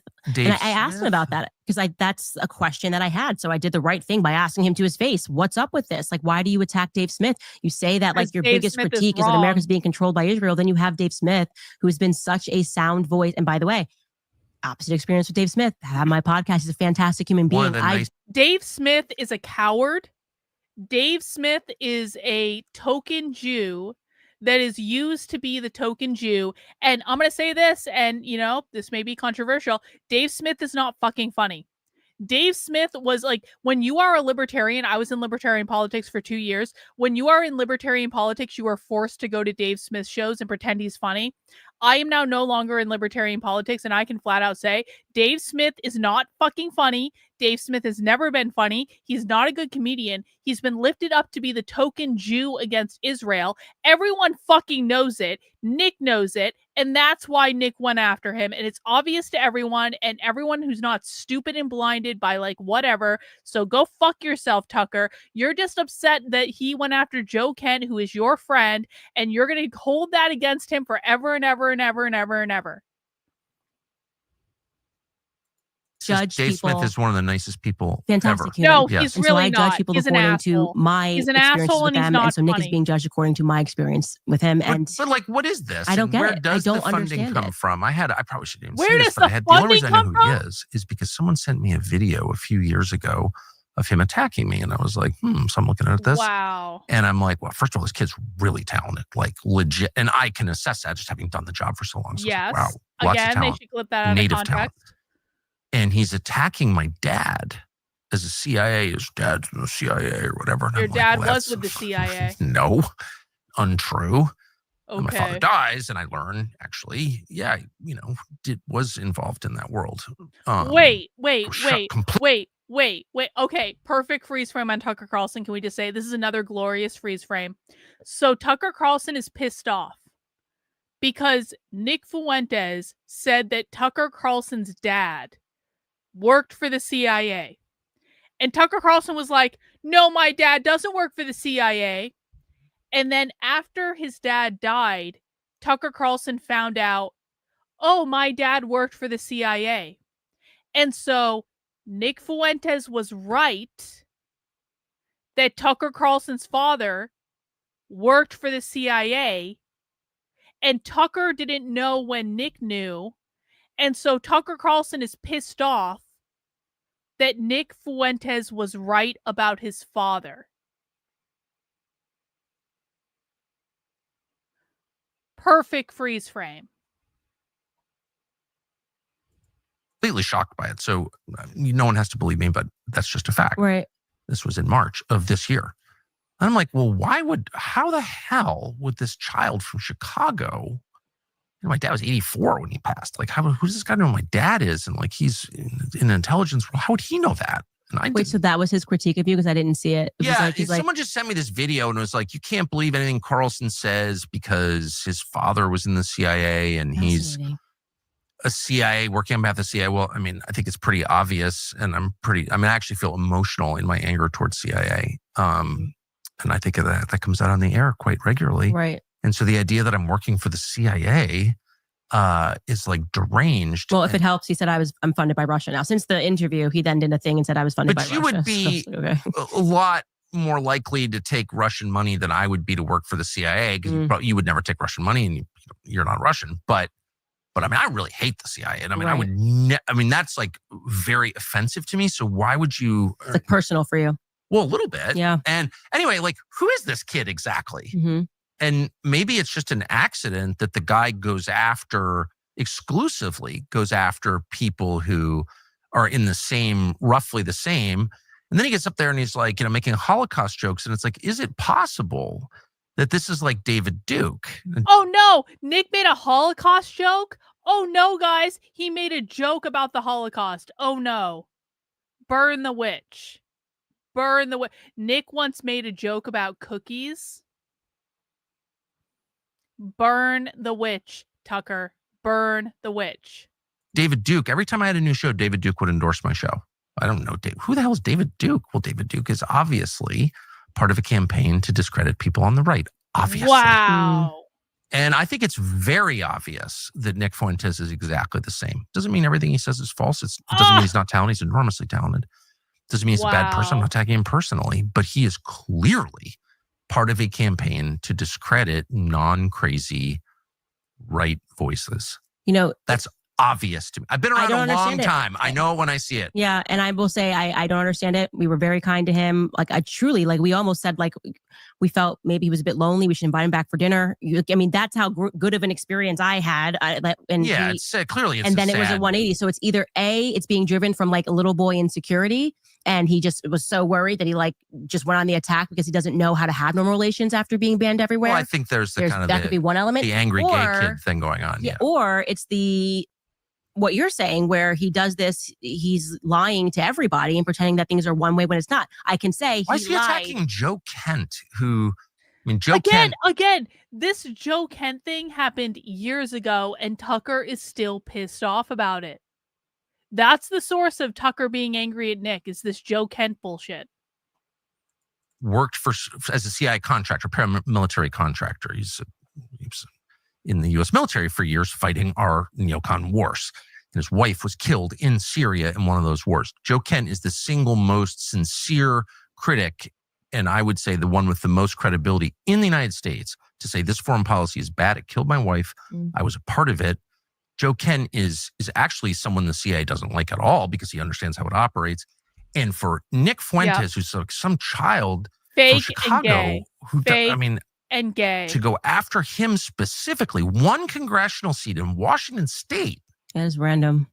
It's not random, though. It's the opposite of random. Joe Kent was number one on the list of people they wanted to knock off, people who believe in our neocon foreign policy. They wanted Joe Kent out because he could stand. Are you saying, is Tucker Carlson accusing Nick Fuentes of being a neocon? Are you fucking serious? Tucker Carlson is accusing Nick Fuentes of being a neocon?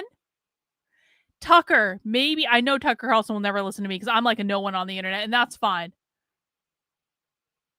But maybe, Tucker, maybe you should actually listen to Nick's show like 1 or 2 times before you accuse him of being a neocon, because literally anyone that listens to Nick Fuentes' show, that's one of the most laughable parts of this entire exchange, that Nick Fuentes is a neocon, according to Tucker Carlson, and Nick Fuentes is an asset of the neocons and is attacking anyone that isn't a neocon. Are you fucking shitting me? Wow. Up and say, I actually know. I've got the receipts. My wife was killed in Syria. You had to take that guy out. And Nick Fuentes, this child, this weird little gay kid in his basement in Chicago, is participating. Weird little gay kid in his basement in Chicago.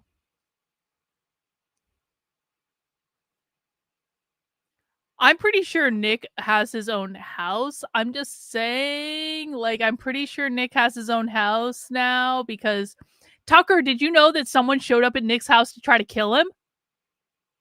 Wow. See, it's like things like this. It's like, there are times I want to like these people. There are times when I want to like Tucker Carlson. There are times when I want to like Candace Owens. And then they do shit like this, and I'm just reminded and smacked in the face with the fact that you can never like these people. Never. No matter what good they do, you can never like Tucker Carlson. You can never like Candace Owens. You can enjoy the good stuff they do, and you can enjoy the entertainment they give us, but it's just like, nah, bro. Nah, you are the fucking enemy. You are part of the fucking problem. Candace is part of the fucking problem. And a super PAC to bump off Joe Kent? Like, I've been around this my whole life. I know what that is. It's just an organized effort. Yeah.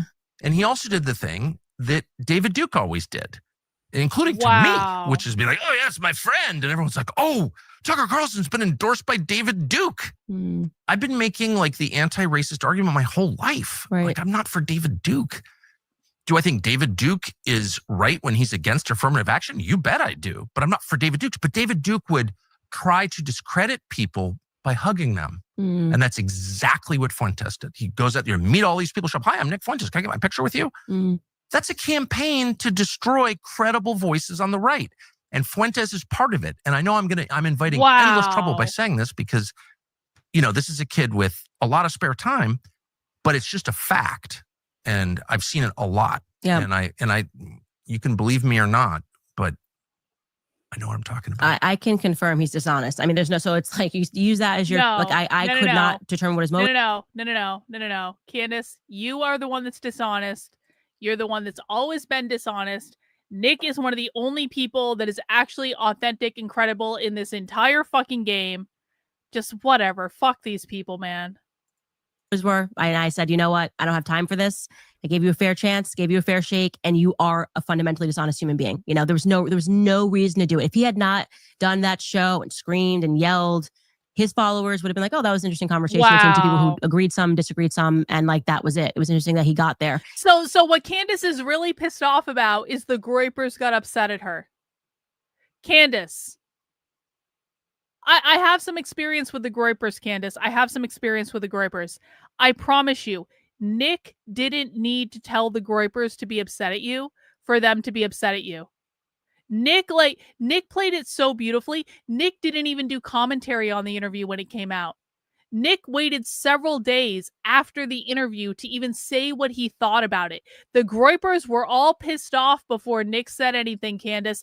I did a whole stream about your By the way, Candace Owens gave me a copyright strike. You guys know this, right? Candace Owens gave me a fucking copyright strike for doing a reaction to her Nick Fuentes stream. You can still watch my reaction on Rumble and Twitter because unlike YouTube, Candace Owens did not get the video down off of Rumble or Twitter. So the video is still on Rumble and Twitter if you guys want to go back and watch it. But like Candace Owens gave me a copyright strike because I reacted to her video and I said Candace Owens was a raging bitch to Nick Fuentes in that video, which she put behind a paywall for a reason. She can go fuck herself. Oh yeah, I currently have a copyright strike on my channel because of Candace Owens. Now, it's not really that big of a deal. It's going to expire in 90 days. I don't really care about it. I factored it into the equation. I knew Candace was going to do it. But no, Candace, you are the disingenuous cunt in this situation.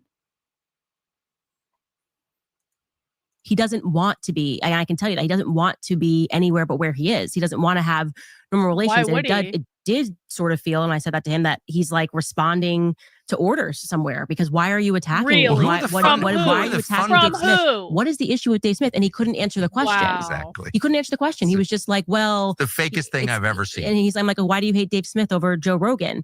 And it's like, well, Dave Smith is this kind of a Jew. And I'm like, okay, I don't either. You really are this immature and you haven't gotten further in your ideas, or you're just attacking people and making people think that these attacks are legitimate when they're really not. And we were so kind to him that I was just like, okay. He's attacking Dave Smith because Dave Smith is effective and credible. He's very effective. Because he's smart. He's a decent person. There's no hate on Dave Smith. Smith and you would smell it if there wasn't, there isn't. Shitty comedian. And he has credibility and he has knowledge. And he's a marvelous debater. And once again, a really good person. So you have to take out Dave Smith. You have to take out Joe Kent. Those are the good people. You have to take out J.D. Vance. He was against J.D. Vance. So if you're against like, more pointless wars on behalf of foreign powers, like you're probably not going to be attacking J.D. Vance. And Vance was exactly the person he was attacking. So this, and the sad thing is, and I know that no one who watches him will believe me because they're desperate, because they are the victims of a system that hates him. It's young white men. Oh, are you serious? Are you serious, Tucker? Do you really think that no one who watches Nick Fuentes can think for themselves? Do you really think that no one who watches Nick Fuentes can think for themselves and have their own opinions? These people are so fucking deluded. Who've been totally cut out of our economy, attacked mercilessly, given, narcotic. Tucker. Almost every single Groyper I have ever met has had a really good job, Tucker.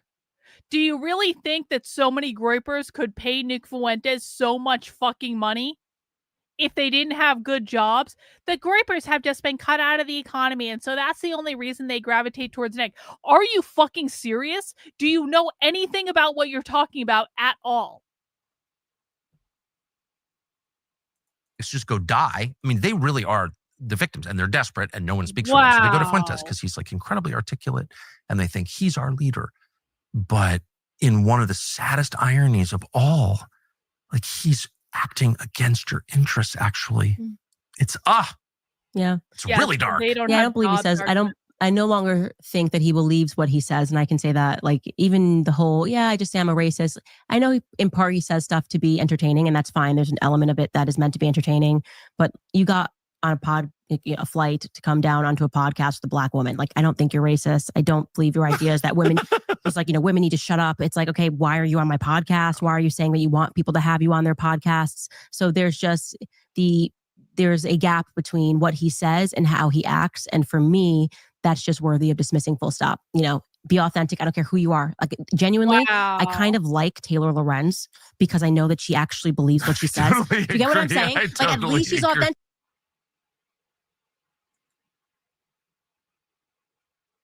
They like Taylor Lorenz more than they like Nick Fuentes.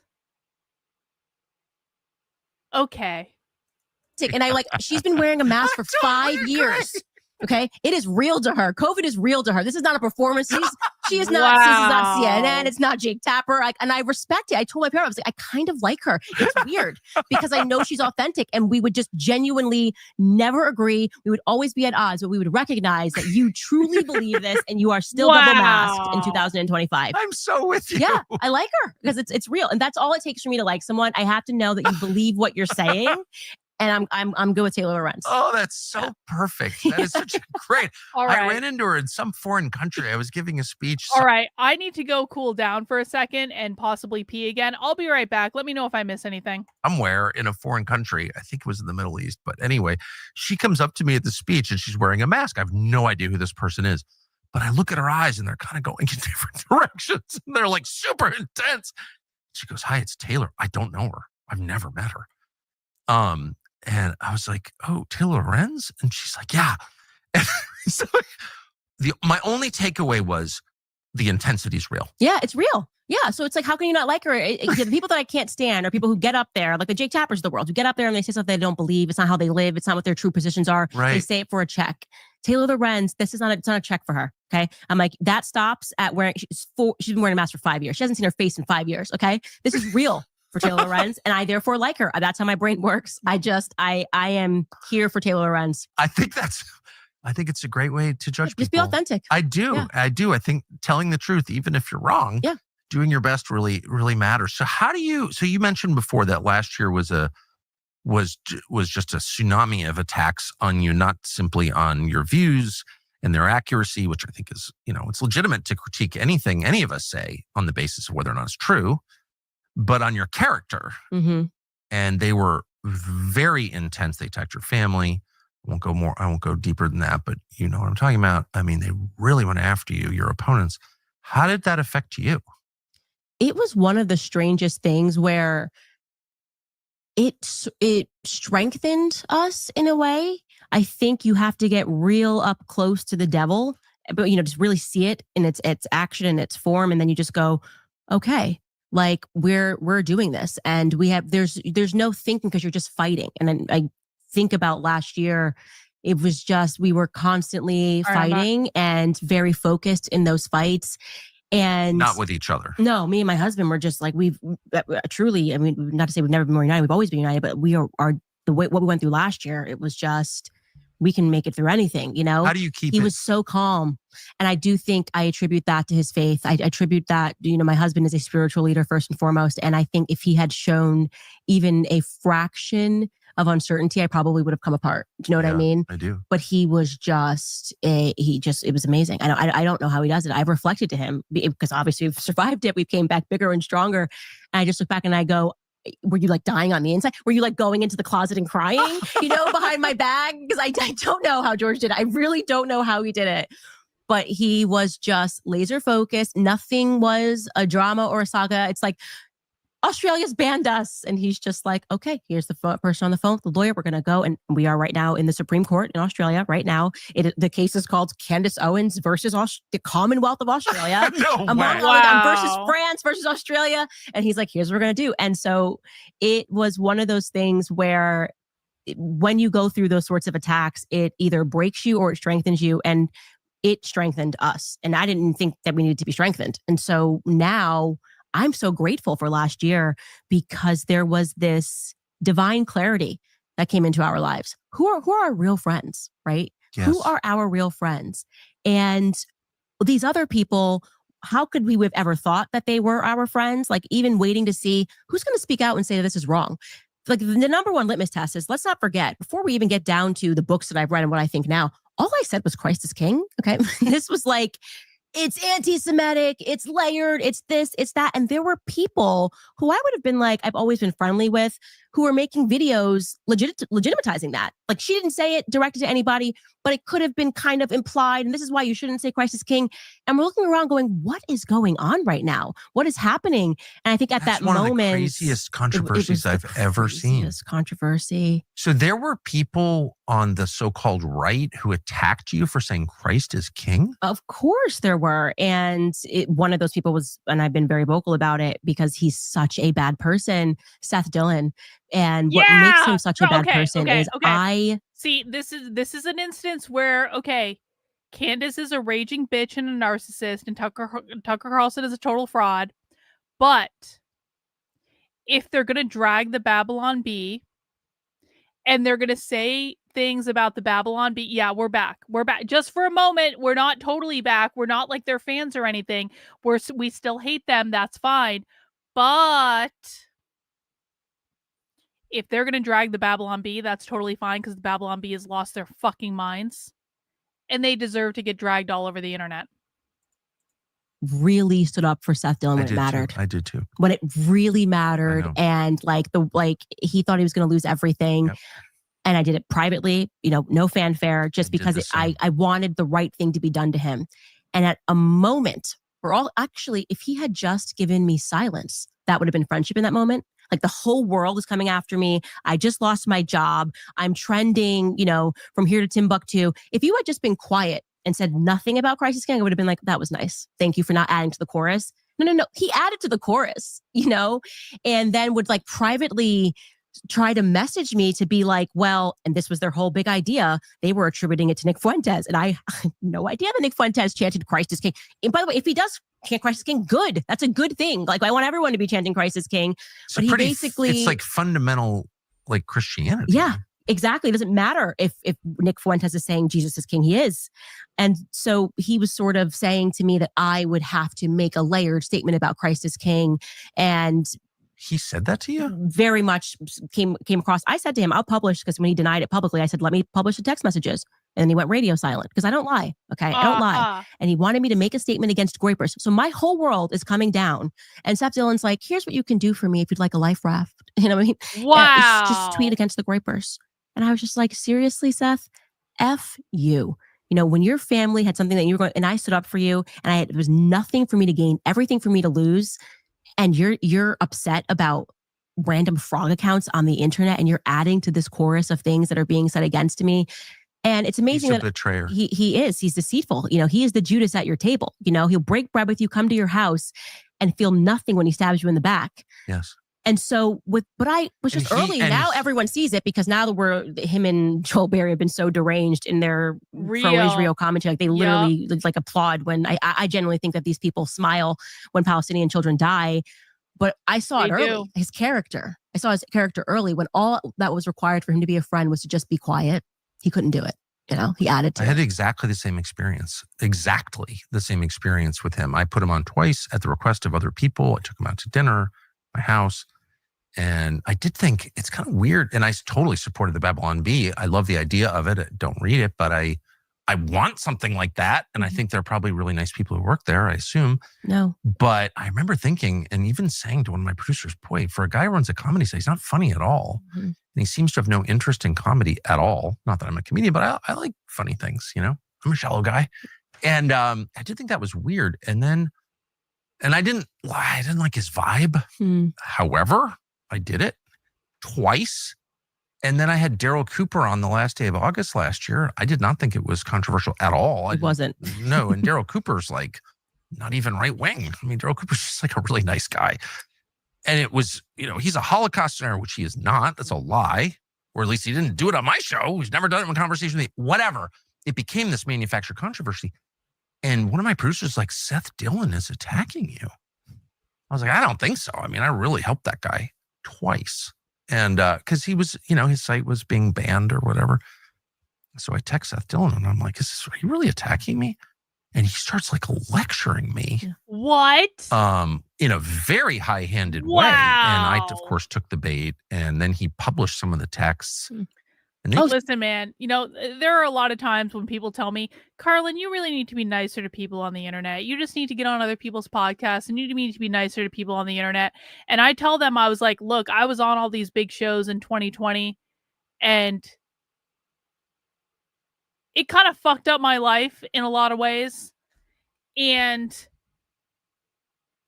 I made the decision a while ago to literally not be relevant, to literally not be fucking relevant to these people, because I think that all of these people are atrocious human beings who don't give a flying fuck about the truth. And you know what? I was on all the big shows. I was literally on all the big shows. And it did nothing. It fucked up my life in so many ways. And it put a target on my back that didn't need to be there. And I didn't really benefit from it. It didn't advance my interests at all.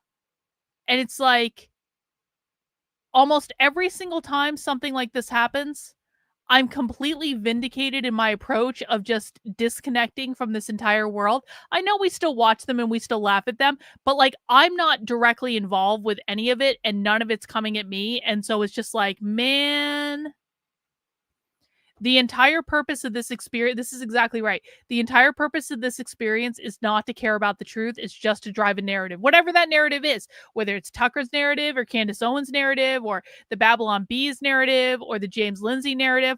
Oh yeah, I was on Dave Rubin's show many times. I was on Glenn Beck's show. I was on Fox News multiple times. Daily Wire covered my work. Like I've been on all the big, I've gotten tens of millions of views from being on the big shows. And what I learned is, honestly, in the long term, you might get some short-term benefit from it. There's always short-term benefit. But like, I had a fucking PragerU video.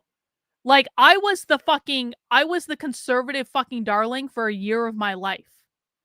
And what I learned is that it's honestly just not worth it at all. Not in the long term. If you want short-term gain, okay, you'll get some short-term gain. But like in the long term, it's not worth it because you have to sell your soul to these people. They want to control you. They want to control what you say. Their priority will always be controlling the narrative. If you don't adhere to their talking points, they will smear you. They will defame you. They have no problem stabbing you in the back at any circle at any time. I mean, they've done this to Nick. They've done it to me. They've done it to many other people.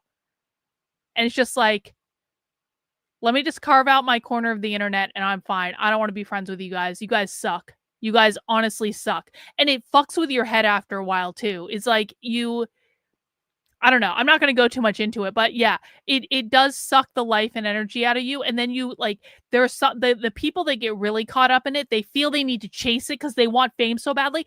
I never wanted to be fucking famous. I literally never wanted to be famous. I never wanted to be on the internet. This happened by accident. It really was. People don't believe me, but that's the truth.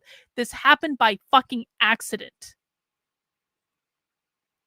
And I lost myself for years. I lost myself for years. I got clinically depressed. I had so much shit hurled at me that wasn't true because I refused to adhere to their talking points. I've only now just started to recover from what people like this did to me. Honestly, it wasn't worth it. So he does. Okay, that's good to know. He publishes private. I may be misremembering this, but he came up to me at an event in I was campaigning for Donald Trump, and he was there. He was very excited to be there. And he comes up to me. I was standing with a bunch of people, including Mark.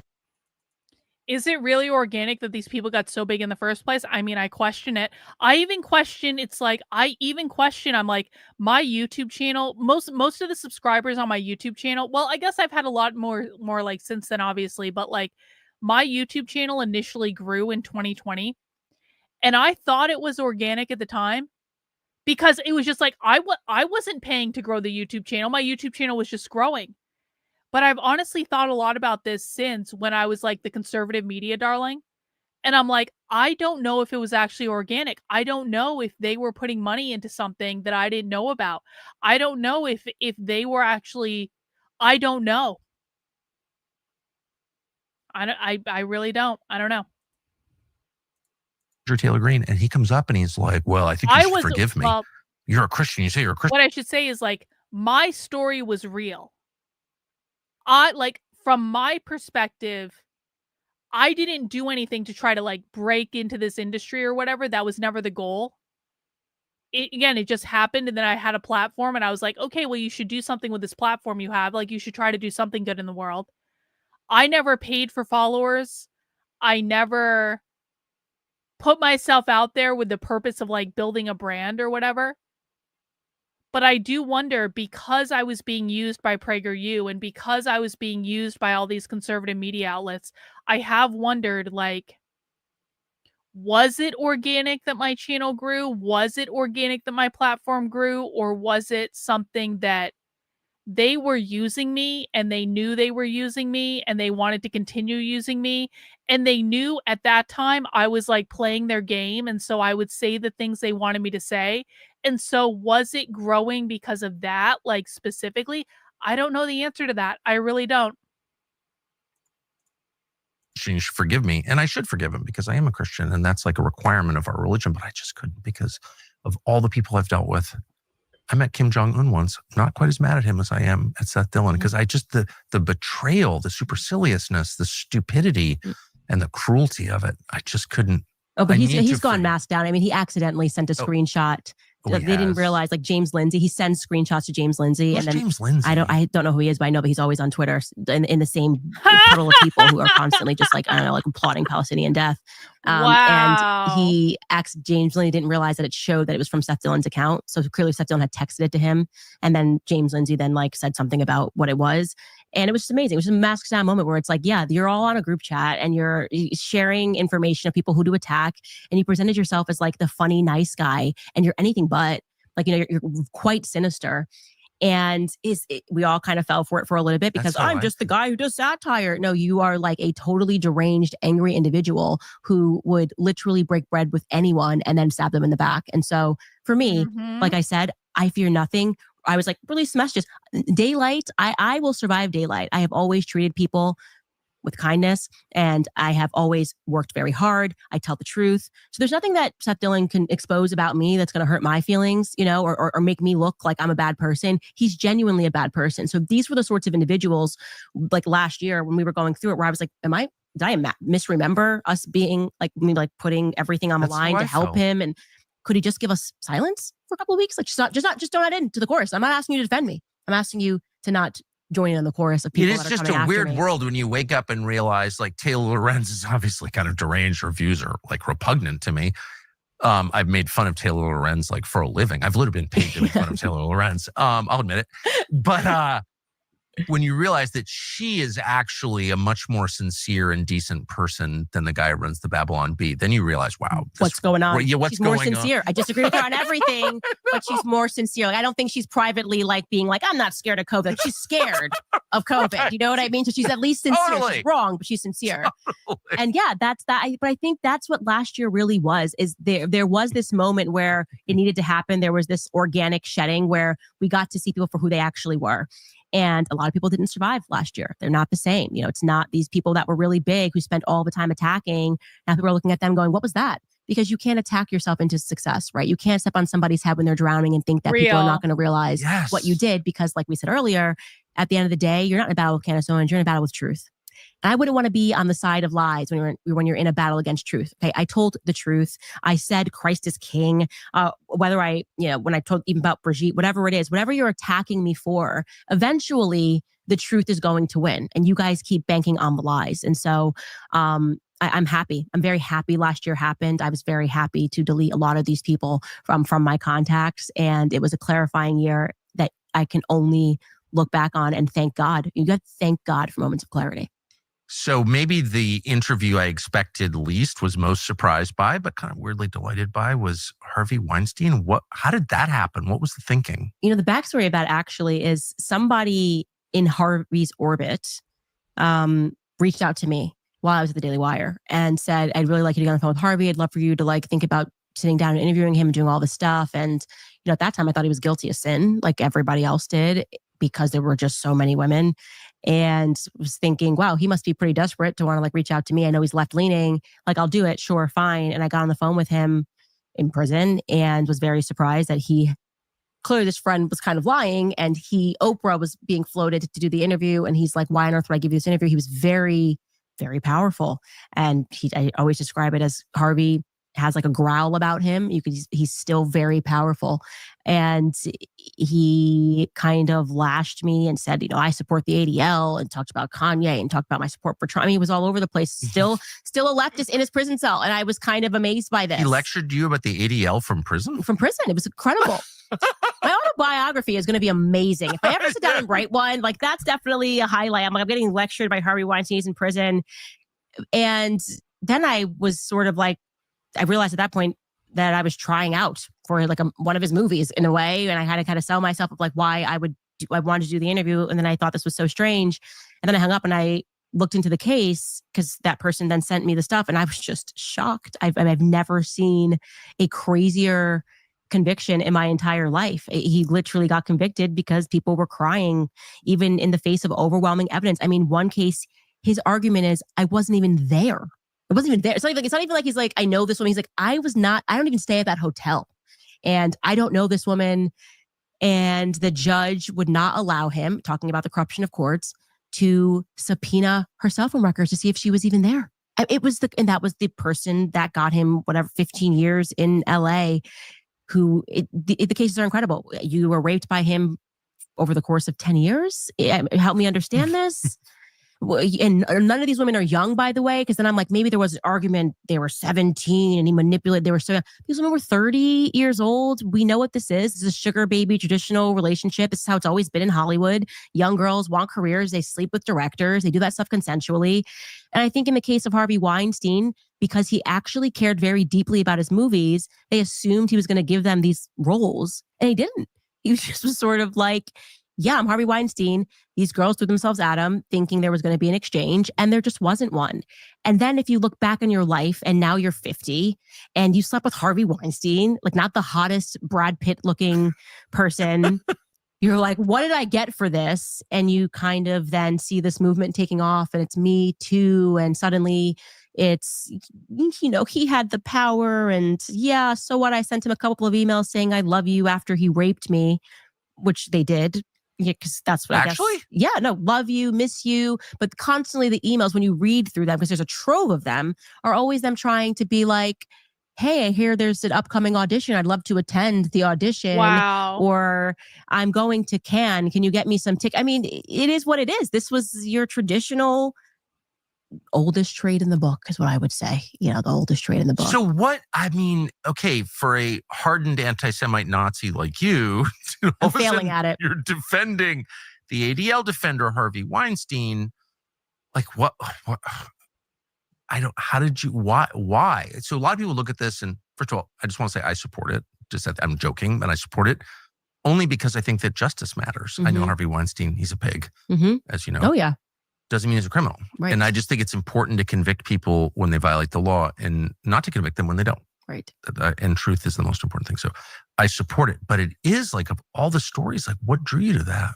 Well, because he was the beginning of the Me Too movement. And I've had a gripe from the Me Too movement from the day that it trended on Twitter. I mean, you can go back. I am left and right. People were scared to say anything about the Me Too movement when it first happened because it was about rape. And people are instantly uncomfortable. And left and right, people were just sort of reticent to say, oh, but don't we need to have due diligence here? And people were losing their jobs left and right on the basis of an allegation because it was hashtag trending, hashtag me too. And right away, when it first started trending, It was mob justice. yep, I said something against it and I almost got canceled. Like, I will never forget this. Charlie Kirk, we had to get together with the PR agents. I was at Turning Point. He had Turning Point girls that were quitting, crying, saying, how could she not support the Me Too movement? Like, I was sexually, it was totally, and credit to Charlie Kirk, like he held down the line. Because, like I said, if you stand on truth, eventually people catch up and realize that something's really wrong with this movement. But Harvey was this case where I think the entire world agreed that he must have been guilty of something. There were just so many women that were coming out saying that this took place. And his personal style was so, he's like eating with his mouth open, smoking in the elevator. I mean, I saw him do it. Mm-hmm. And so I think because he is just like this piggish, overbearing, crass guy, which is not a crime. Yeah. You just want to see him go down. Well, then he must have done it. Right. And like, are you really going to take the side of Harvey Weinstein? Right. He's today's villain. And I thought I was just doing an interview where I was going to push back, get to the truth. And when I looked at these cases, I was just shocked. 90 women who came out and said he did something, and it actually boiled down to 3 cases. And in the 2 New York ones that he got 26 years for, I mean, just you read the emails. It's crazy. You just cannot come out of reading the emails from Jessica Mann and Evgenia, I'm blanking on her last name, and just go, what happened here? Like, what do you mean you convicted him of rape? On the basis of these emails alone, why would you then, has anybody ever, and Jessica Mann clearly is the first person ever who's done this, hit up their rapist after and been like, hey, I'm with my mom in town. Like, can we come by? Do you want to meet my mom? Because actually, that's one of the emails post-rape, It's hard for me to believe that that's rape. I don't believe, if you're lucky I wasn't sitting on that jury. And I think it does a tremendous injustice to 2 people. First, women, right, who are actually raped. Yeah, of course. Because if we're now saying all of this is rape, and then people are just not going to be inclined to believe women who are actually raped. They're going to go, oh, another rape situation. Okay. So that's it. It's like you're softening what it means to be raped. But the second thing is I have 3 sons. This case mattered to me because my sons' lives are now threatened by this movement that said, hashtag believe women. Women lie. They lie a lot, right? Yeah. I mean, and so why don't we do this crazy thing and just believe the facts and follow the facts of the case? And so I was very concerned when this movement just kind of got carried away. I even had to defend someone who I don't like, Matt Lauer. That was a crazy case. Yes. Very clearly had a consensual relationship all over New York with that intern. Yes. But she was raped the first time. And then, all the other times, apparently it wasn't rape, but it doesn't really matter because here's a check, right? And that's what happened. And to this day, he carries on being branded a rapist. Like, people still say that about Matt Lauer because somebody made an allegation. And when you look at the facts, it's like, no, he was a scumbag. He was cheating on his wife. He was abusing his power, certainly, because the reason they probably wanted to sleep with him is because he was Matt Lauer of the Today Show.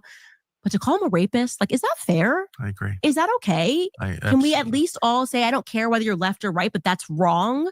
And that was the challenge of the Harvey Weinstein I know case. a lot about that story just because that's the world I lived in. I knew him. And everything you said is true. Of course. I mean, I am a woman.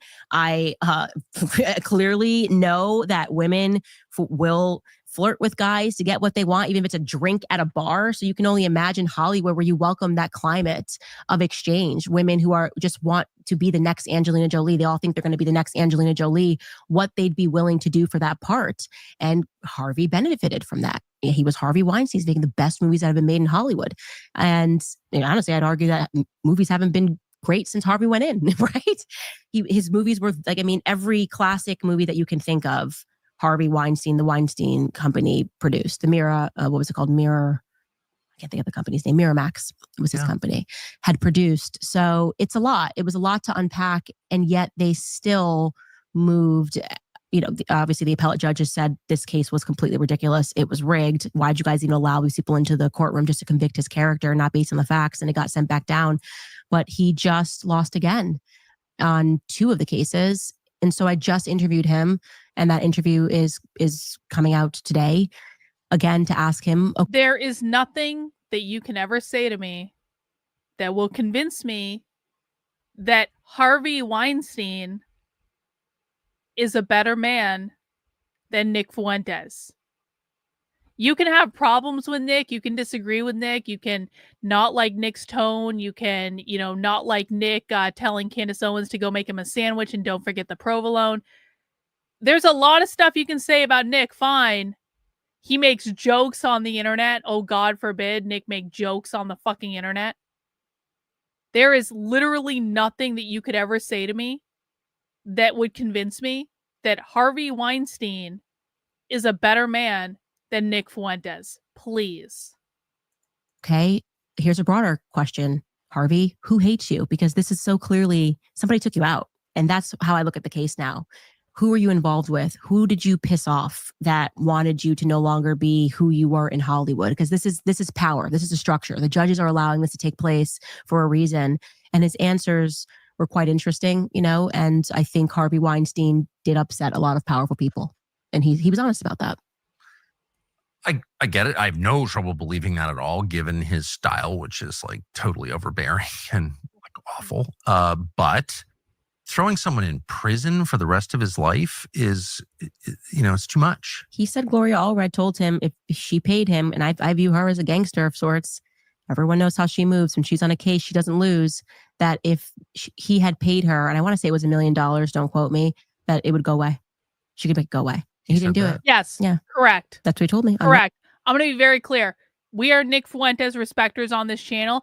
There are valid criticisms to make of Nick. If you're just calling him gay, that's not fucking allowed. I don't allow that shit. I don't like it. It doesn't sit well with me. I appreciate Nick. So please just don't. You're not getting banned. You're getting put in a timeout for 5 minutes. Record. So it's people are going to hear it from his own mouth, but that tells me that we're looking at maybe something different. And what was the Me Too movement? God, the spirit. And I've is so spoken good. to other people that were victims of it, and they alleged to me that a lot of it has to do with publishing rights. That if they want to take out a business, you can force a person to essentially have to sell their business and their assets if you can create a scandal. And I'm inclined to believe that after examining the Michael Jackson case, because he was in a war with Sony over publishing rights, and suddenly he was being accused. And I didn't remember much about that case, but then when I went and I looked at it, it was a crazy story of like a kid who was drugged by his dad to say that he was raped by Michael Jackson. Literally, he was drugged by his father. And so you start to wonder if there's a lot of stuff that's happening in Hollywood that many people have tried to speak out about. And those people have either been deemed crazy, or in the case of Michael Jackson, he's into children. And we sort of pay attention to the media circus of everything without realizing that like there could be other stuff happening in Hollywood. Do you think it's possible that Michael Jackson was not a child molester? I am now convinced after looking at the case that he was not, and that he was at a war with Sony. And you know what? I'm going to say this. I actually, and this might be controversial, I actually never thought that Michael Jackson was a child molester. I always thought those accusations against him were fake. And the reason I thought that is that I think that Michael Jackson is stunted at a certain age, and it's very sad. It's very sad, honestly. I think that Michael Jackson got emotionally stunted at a certain age because of all the shit his father put him through. And I'm talking from the very beginning. I was like, I don't think he actually did it, because I don't think his mind actually worked in that way. And Michael Jackson was weird for sure. Like, fine, Michael Jackson was weird, but like, it never sat well with me that I never thought he actually did it, I did a whole episode on it. I was shocked because I grew up loving Michael Jackson, and then I was absolutely repulsed by Michael Jackson. Like, he meant so much in my childhood. And then I was repulsed by Michael Jackson. And then I decided to re-examine what happened. And I couldn't believe it. I mean, I literally could not believe it. Like Harvey he was Weinstein. winning. He was going to win the Beatles catalog. It was his. He was fighting Sony and winning. And then just like that, scandal, broke, dead. Even the way he died is weird, but like, it was a lot. When you go back and look at that case, you realize the media tells you so much, but they tell you absolutely nothing. Michael Jackson was weird in the same way that Harvey Weinstein was obnoxious, in the same way that Richard Jewell seemed like a fake cop. The guy was blamed for the Atlanta Olympics bombing in '96 who didn't do it. They kind of fit your preconceptions of what a bad guy like that would be. Mm-hmm. Michael Jackson living in Neverland, his weird kind of personal Disney with all these little kids. You're like, he's clearly a kid toucher. And he definitely had issues because he felt that he had his childhood stolen from him. So he kind of made it his priority in this, I would say, very creepy way to constantly say, I'm going to create this Neverland ranch. And so kids are never going to go through anything. But it's quite telling that he was so close above with anybody else with Macaulay Culkin, right? Also, another person who alleged that he was being raped by directors was that Corey, I'm going to say Corey, maybe Feldman. Yeah. And he's been vocal about how he was abused. And both of those people said absolutely never, not once did Michael Jackson do anything to them. They stood up for him. And then when you get into the people that said that he did something and you figure out what their motives were, one's drugged, one was paid, the Michael Jackson story gets completely crazy. And so what you had was a man who was stunted in his growth because of his childhood, who wanted to make the world a special magical place for people. And he became the perfect, he won his case. So we can say Michael Jackson was not guilty, right? He actually won his case once the jury saw all the evidence. But it's kind of scary to think that a media circus can be created about you and people can believe things, just like we were saying with Matt Lauer, yes, absent very little fact because the media just keeps saying it.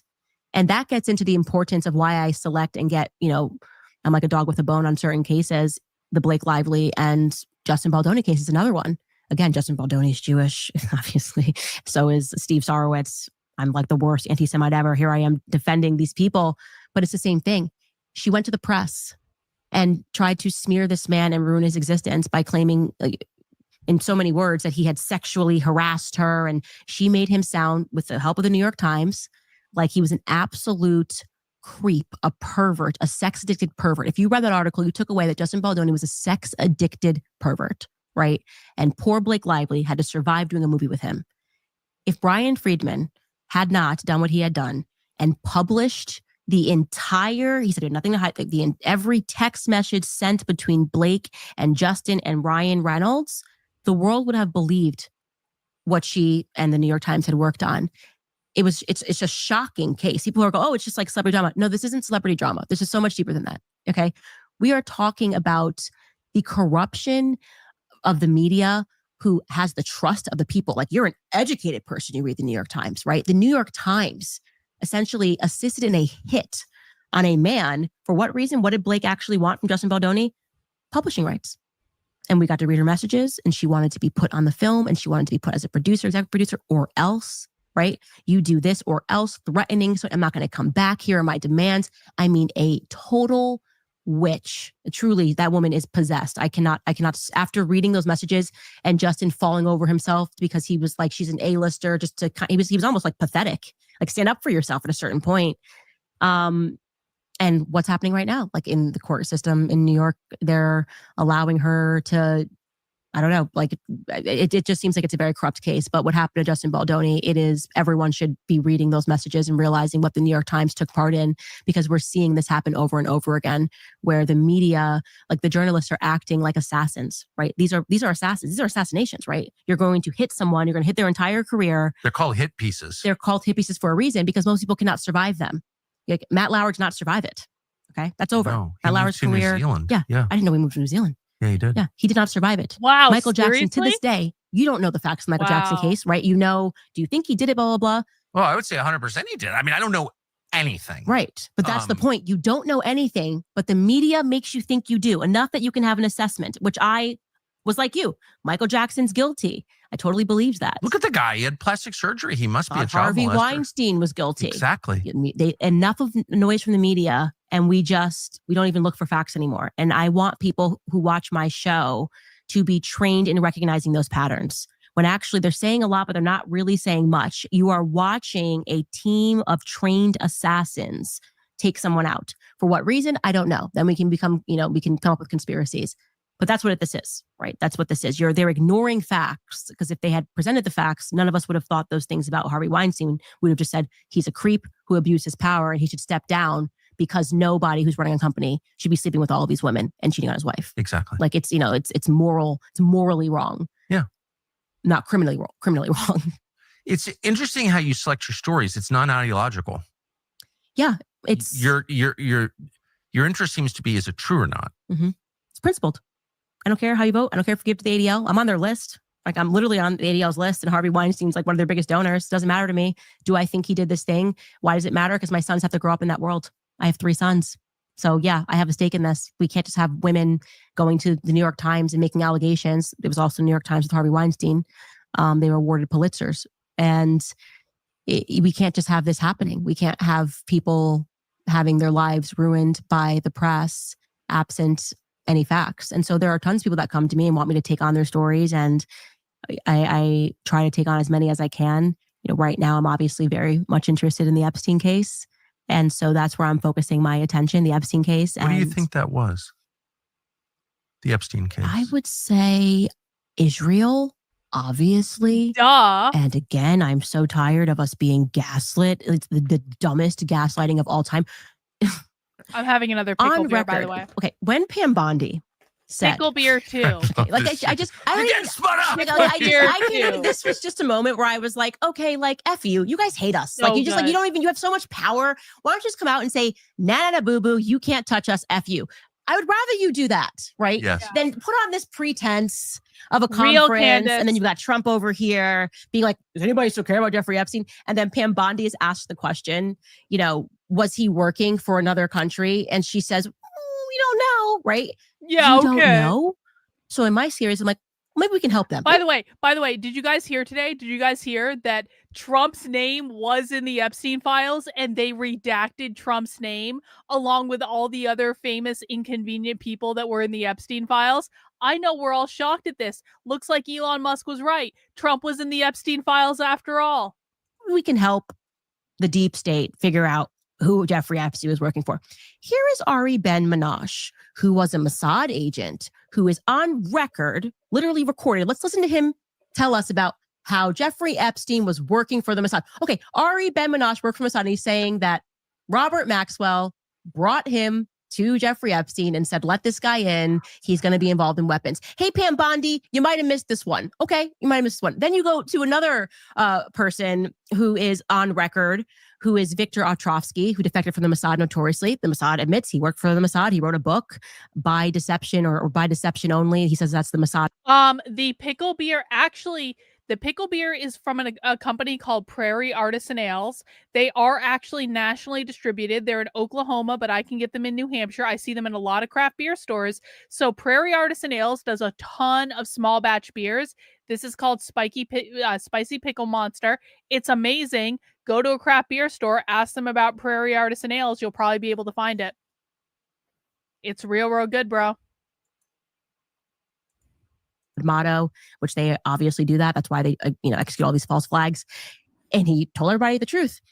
He has said Jeffrey Epstein was working with us. So for whatever reason, Candace Owens is able to determine whether or not Jeffrey Epstein might have been working for another state. But Pam Bondi, they're just going to have to keep surmising about whether or not Jeffrey Epstein, who is with Ghislaine Maxwell, her father being Robert Maxwell. One of the biggest lies, by the way, that's told, and I debunked this in our first or our third Epstein episode, is the idea that, oh, well, yeah, Robert Maxwell, they admit he was a Mossad agent, but Epstein didn't know him. The story they try to tell now and fashion to the public is like Ghislaine and Jeffrey Epstein met after her dad was dead. That's just false. Again, Ari Ben-Menashe tells a story of being brought into the office and being told that Epstein was going to be brought in. This was the Iran-Contra scandal. So since the 80s, Jeffrey Epstein has been working for Israel. I don't know how I know that, and Trump and Pam Bondi don't, but they got to bring me in. Like I might have some evidence here, right? It's like, so we're getting to a point now. You're going to have tough confirmation hearings. I just want them to say F you. Like seriously, that would feel better at the. Does the pickle beer taste like pickles? It does. It tastes like if you've ever had dill pickle potato chips, it tastes like that. It's real good though. It might sound weird, but it's really, really good. Thank you, horseshoes and hand grenades. You made my day. Pickle beer for the win. Pickle beer is like the win of the summer. You guys don't know. I normally don't buy 4 packs of beer. It is like a beer has to be very, very, very good for me to buy a whole 4-pack of it because there's so many craft beers. Like I want to try them all. Like I live in New Hampshire, which is like per capita, we have more craft breweries in New Hampshire than anywhere else in the country. I have an array of options available to me. There's seasonal beer. There's all this stuff. Pickle beer, spicy pickle beer, Prairie Artisan Ales. This is one of the most addictive beers that I've ever had. I will buy another 4-pack. It's so fucking good. I cannot even describe. If you like pickles, you will like this beer. Anyway, guys, we have, what is it, about, well, we got 20 more minutes. We're almost there. We're getting there. If you're heading out, I appreciate you guys stopping by the channel. I understand it's 8 o'clock on a Friday night. We are going to finish up this interview with Candace. As a reminder, I will be streaming Socialism tomorrow at 6 p.m. We do Socialism Saturdays at 6 p.m. on the channel. We watch Real Radical Revolutionary Socialists. Tomorrow, I think we might watch Yuri Brezmenov, just to have a reminder on the whole Yuri Brezmenov stuff, because I do think that's very relevant. And I think it's just a nice break sometime from socialism. But stop by the channel for Socialism Saturday tomorrow at 6 p.m. We're going to be doing something cool. Make sure you're subscribed to the channel. Make sure you've mounted the like button. Let's do one more check. Just make sure you guys have mounted the like button for me. If you don't want to mount the like button, you can hold the like button's hand. You can give the like button a slap on the ass. You can give the like button a kiss on the cheek. You can do whatever you want to the like button. If you want to do something more gratuitous to the like button, do whatever. Follow your bliss. But just do something to the like button. There's still a shocking disparity between the number of people watching and the number of people who have liked. And we will finish up our interview with Candace and Tucker. This point, if they just came out and said, F you, none of the boo-boo, you can't touch us, we rule over you, haha. That would feel so good. At least authentic. Going back to the Taylor Lorenz thing, I'd be like, I really don't like that, but at least it's authentic and I know you mean it and it's true. All totally fair. Yeah. Does any of, I mean, to the extent that we can project forward and guess, does any of this come out? I mean, to a greater extent than it has? I mean, is there ever like a public resolution of this story? No, because Israel's controlling our government. So no, the answer is no. Candace. Trump is powerless against him. We haven't had, I don't think we've been a sovereign nation since they shot JFK. And when I say they, it's like people online say, what do you mean by they? I'm talking about Israel. I don't want you guys to read in between. I'm talking about Israel. So let's stop making that a taboo subject because they've gone masked down. Everything they're doing is demonic. I want nothing to do with it. I will never support Israel into the future after what they've done to these children. The starvation campaign. I don't care. Please write your. You made a hard cider. You made your own. It was pretty good. My attempts at sounding intelligent after drinking nearly half a gallon. Yeah, I understand. The struggle is real. But do you know what's coming out? I was at the beer store today and I was very excited at the beer store because they're starting to get cider donut, hard cider. If you have never had cider donut, hard cider, it is the most spectacular thing in the world. There are a bunch of hard cider companies that make cider donut cider for the fall, and it's starting to come out. Also, another perfect freeze frame with Candace. Fall beers are starting to come out, which is weird. I know it's just August, but fall beers start to come out at the end of July, beginning of August.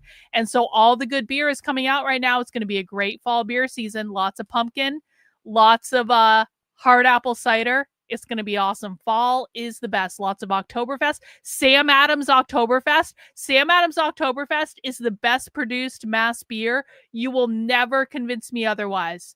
If you don't think you like beer and you drink a Sam Adams Oktoberfest and you still don't like beer, then I agree with you. You have no taste in beer at all and you will never like it. Sam Adams Oktoberfest is by far and away the best produced mass beer in existence.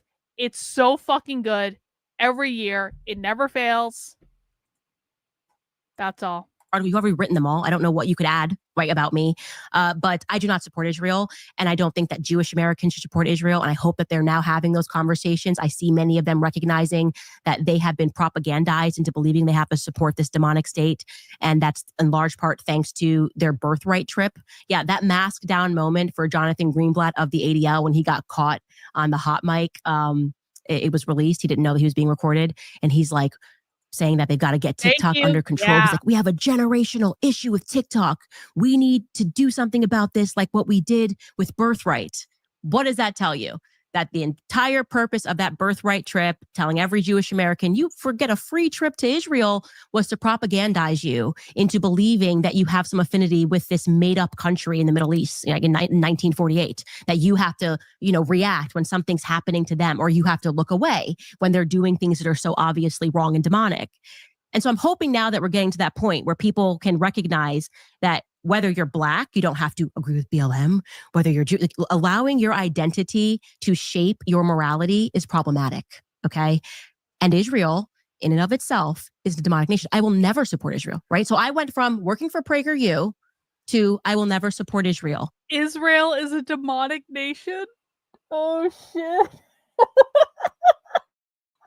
You know, Candace isn't wrong, though. She's not wrong. Israel is I am completely convinced. Listen, I don't care if people are Jewish. I really don't. There is something fucking demonic about Israel. I completely agree with Candace on this. Like, no, Israel. No, stay away. So that's how much the scales have fallen from my eyes about what they are involved in. And if this isn't your wake up call to just look at the footage of what they are doing, they're playing Hunger Games and like throwing food at them and then killing people and seeing who survives. I mean, it's just at your fingertips. Man, you have to take you gotta a look move at what to New Israel is Hampshire? doing. Shit. Your point. Listen, I'll send you a 4-pack. I'll send you a 4-pack in the mail. That if you allow your Thank identity you. to determine your morality is a very deep and I think important point that I've never heard anybody put it that way.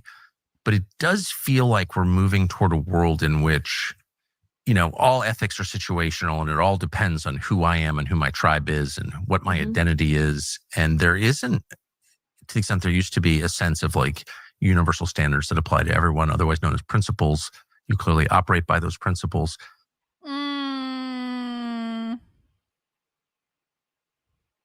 But is there a difference? Is there? I don't know. Probably, maybe. What does that accelerate, or do we return to a moment where we can say, oh, no, there are universal standards of behavior. Truth is an unchanging thing. Whether we have it or not is debatable, but there is something called truth. There is an actual reality. Or does AI just make all of it? Like, I think the people that we're fighting wish that AI could make everything. I am troubled by AI. I'm troubled by people believing that AI is smart. It's obviously dumb. It requires you not to read books and to believe that everything it spins out, which is really just, they're scraping the internet, right? That's all it's doing. Derivative which of what then other gives the people power have to the written. same people. Yeah. The New York Times. It's like they're just scraping the trusted sources and telling you this is a fact when it's not a fact. But I very much believe that something is happening globally right now spiritually. I think me even surviving last year is proof of that. Obviously, if lies were winning, and not just surviving, I should point out, since you're not a braggart, I mean, thriving in a way that like nobody would have predicted, as, you know, measured by your numbers on your podcast, as measured by your family output. Now you're the mother of 4. Like, I don't even know how you like have a baby in the middle of all that, but you did. You're thriving, which is amazing. I never would have guessed that ever. I hope that people take away from me living through it and surviving and coming out the other side is that it isn't worth your soul to tell a lie. You know, tell the truth. I agree with that. That seems harder. That certainly in that moment of temptation feels harder when you're being promised the world. If you just don't say this thing, you know, everything will stay the same. If you just pretend. You know what? I agree with that. And listen, I'm not as famous as Candace Owens, and quite frankly, I don't want to be. And I'm not as relevant as Candace Owens, and I don't want to be that either. But, you know, the thing of it is like, Candace is actually right about this. There are so many times in my journey where I could have just said the thing they wanted me to say. And believe me, they make it very clear to you what they want you to say. They make it very fucking clear. And I could have just said the thing they wanted me to say, and I could have made money, and I could have been more relevant, and I could have been more famous, and I could have been, you know, continue to be on all the shows and all that stuff. And it's just like, it's really not worth it. And that's one of the things that I've learned throughout the last 5 years is that it might be that, like, listen, I've sacrificed a lot.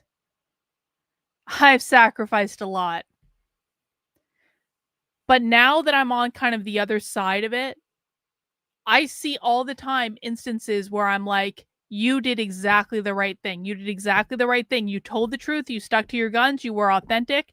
You didn't let these people fucking control you. You did the right fucking thing. And that's the only way I've been able to build my little slice of the internet, is by doing the right thing and by appealing to people who respected that and appreciated that. And guess what, guys? You don't need to be as famous as Candace Owens and Tucker Carlson to do stuff. You really, really don't. You really don't. And so, I don't know. I kind of agree with that point. Fame can bring people many things, but it can't bring them a conscience. Yeah, that's very, very true. And like, you don't see what's happening in Gaza. You know, you can have your life the way that you like it. That is, in my viewpoint, that is being tempted by Satan. That really is. And that is why they want you to be attached to money, right? That is why they don't even know how to try to destroy me outside of saying, we're going to financially crush you, right? We're going to keep you in lawsuits. We're going to sue you. I'm going to sue you for $8 billion, because there's no truth in these people. Like money is all, that is the only motive. That's their only real power. And so I hope that when people, the millions of people that listen to my podcast every single day, that they get that there is something way bigger than that, way higher authority to that. And when you commit yourself to truth, right? What is Jesus? Jesus is the way and the truth and the life, right? I think that once you get through that temptation, you are rewarded if you do the right thing, if you do the moral thing and you do the principled thing. You're being tested. We're all being tested right now. That's what I truly believe. We're all being tested. And a lot of people are failing that test. A lot of people aren't, right? Strange bedfellows. You had Anna Kasparian on this show. And I've been saying for a while that I liked her because I perceived that she was being authentic, even when I disagreed with her. Oh, she's authentic. Yeah. I was like, I disagree with her. And she's been terrible to me, but I perceive that she's being authentic. And we're seeing that happen. It's a good thing. It's a good thing that the left and the right are coming together on this topic, and that it doesn't matter if you're black or you're white. And so in that way, yeah, Israel, Israel has been a blessing, because I think for the first time, the entire world is in lockstep, realizing something is very wrong, that this is allowed to happen in broad daylight and no one is stopping it. When you say you see something happening globally on the spiritual level, what do you mean? What I mean by that is I can, and obviously I'm looking at my own metrics here, but we have people committed to watching my show all over the world, like using VPNs to watch this show all over the world. And as I don't view myself as an authority, I'm learning with them. I think that's what they enjoy about my show, is I'm not like Jake Tapper sitting up here telling you she's deranged. I'm actually saying we're not getting answers here. And something's wrong. Did he actually use the word deranged? Like 6 times in the first minute. Deranged? Deranged, like 6 times in the first minute. It was glorious. It was so funny. That's like a clinical diagnosis. I mean, come on. Have you seen a doctor? Oh, yeah. You know who taught that theory of just diagnosing it? Yeah, Sigmund Freud. Yeah, there we go. So, I recognize what you're doing. Well I read done. the book. You won't grok AI me. I know what you guys are about. Yeah, if you're just telling the truth, just diagnose it. But yeah, I guess that's what they do. They diagnose it. But yeah, I think we are seeing all around the world, people are kind of waking up to that and they're responding to it. And they tried to crush you. You're lucky you're not next, because all they do is try to crush you. You're trending all the time over the most mundane things. I am. I Really? love their hatred of Daryl Cooper. I love it, because when you see him, he's like a nice historian. And he really is. But the world can see that, right? So that's why it works. That's why you asked me the question, Candace, why do you have so much joy? Because it is funny, right? And I think that my joy makes them even angrier, because I think it's so ridiculous. You're trying to sell to me that this guy, Daryl Cooper, is the second coming of Adolf Hitler. Like, that's funny. And then it makes people curious, because you're going, he's so clearly not. So what is it that he's hit upon that has you guys so triggered? It's got to be a truth. Let me keep digging. And yeah, as soon as you start like asking any questions about the World War II narrative, which has been decided in our textbooks, which were printed by Robert Maxwell. Okay. We're getting into that Epstein series, you know, he who prints the textbook is king.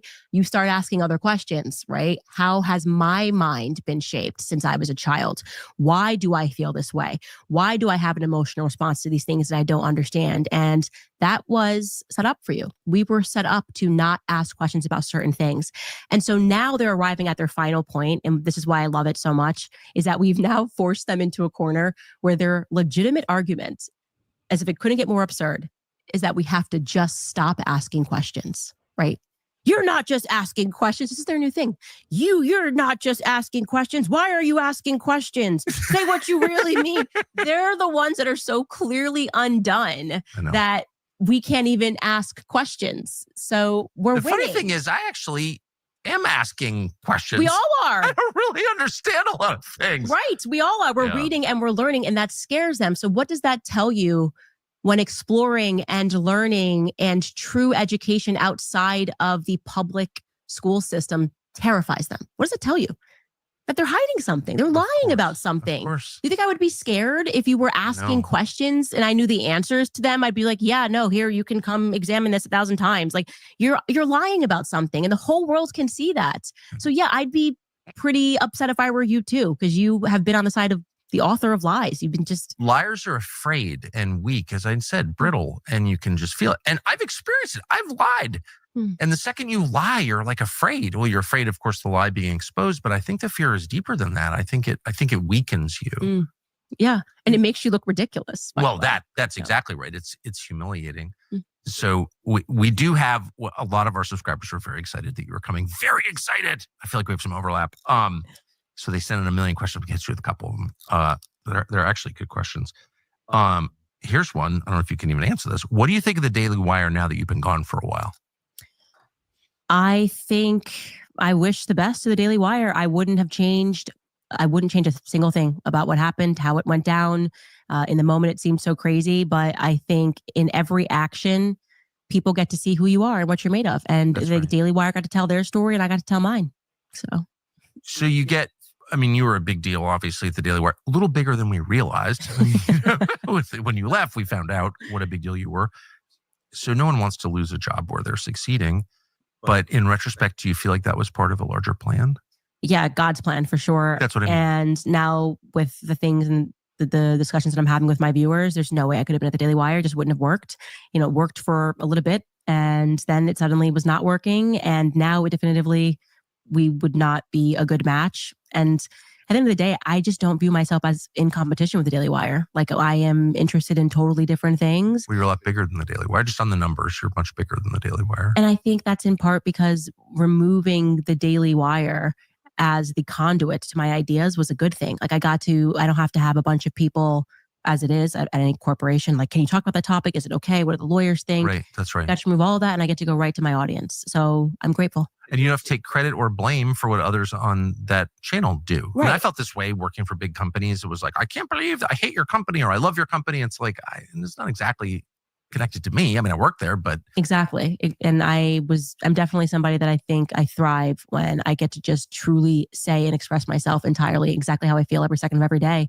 And I'm interested in so many different topics and it was getting increasingly difficult to kind of explore things that I was interested in without having to worry about whether it would upset this person or that person or how a legal person felt about this.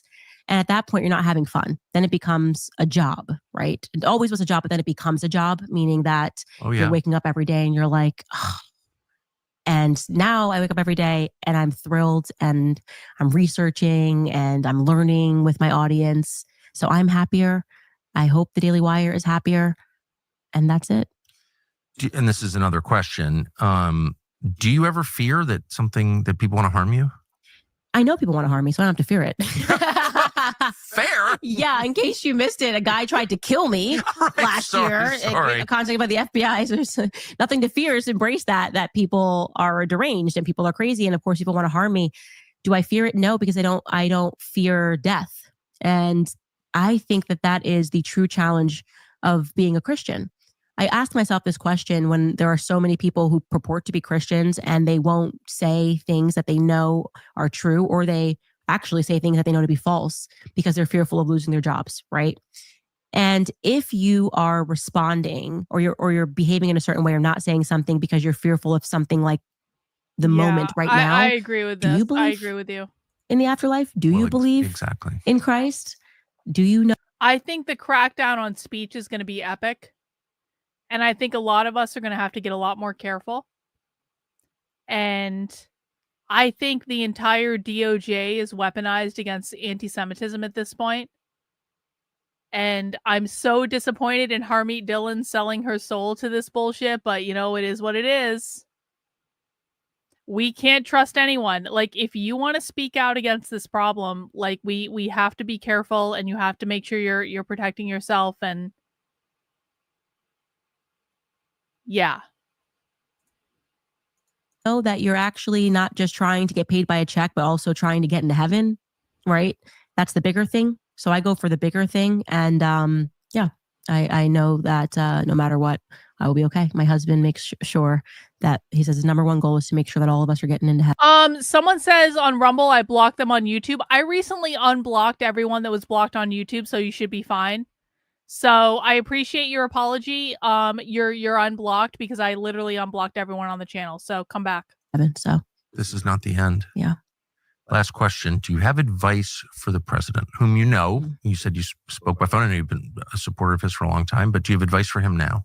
Yes. My advice to him would be my advice to very many people who I've seen become very big and then get very small or have their supporters turn on them, which is don't ever get to the point where you think you're smarter than your audience. Tell the truth. And I think always that for Trump right now, tell the truth. And I'm speaking specifically about the gaslighting of, are we still talking about Jeffrey Epstein and then saying, I don't want any supporters that are still into this.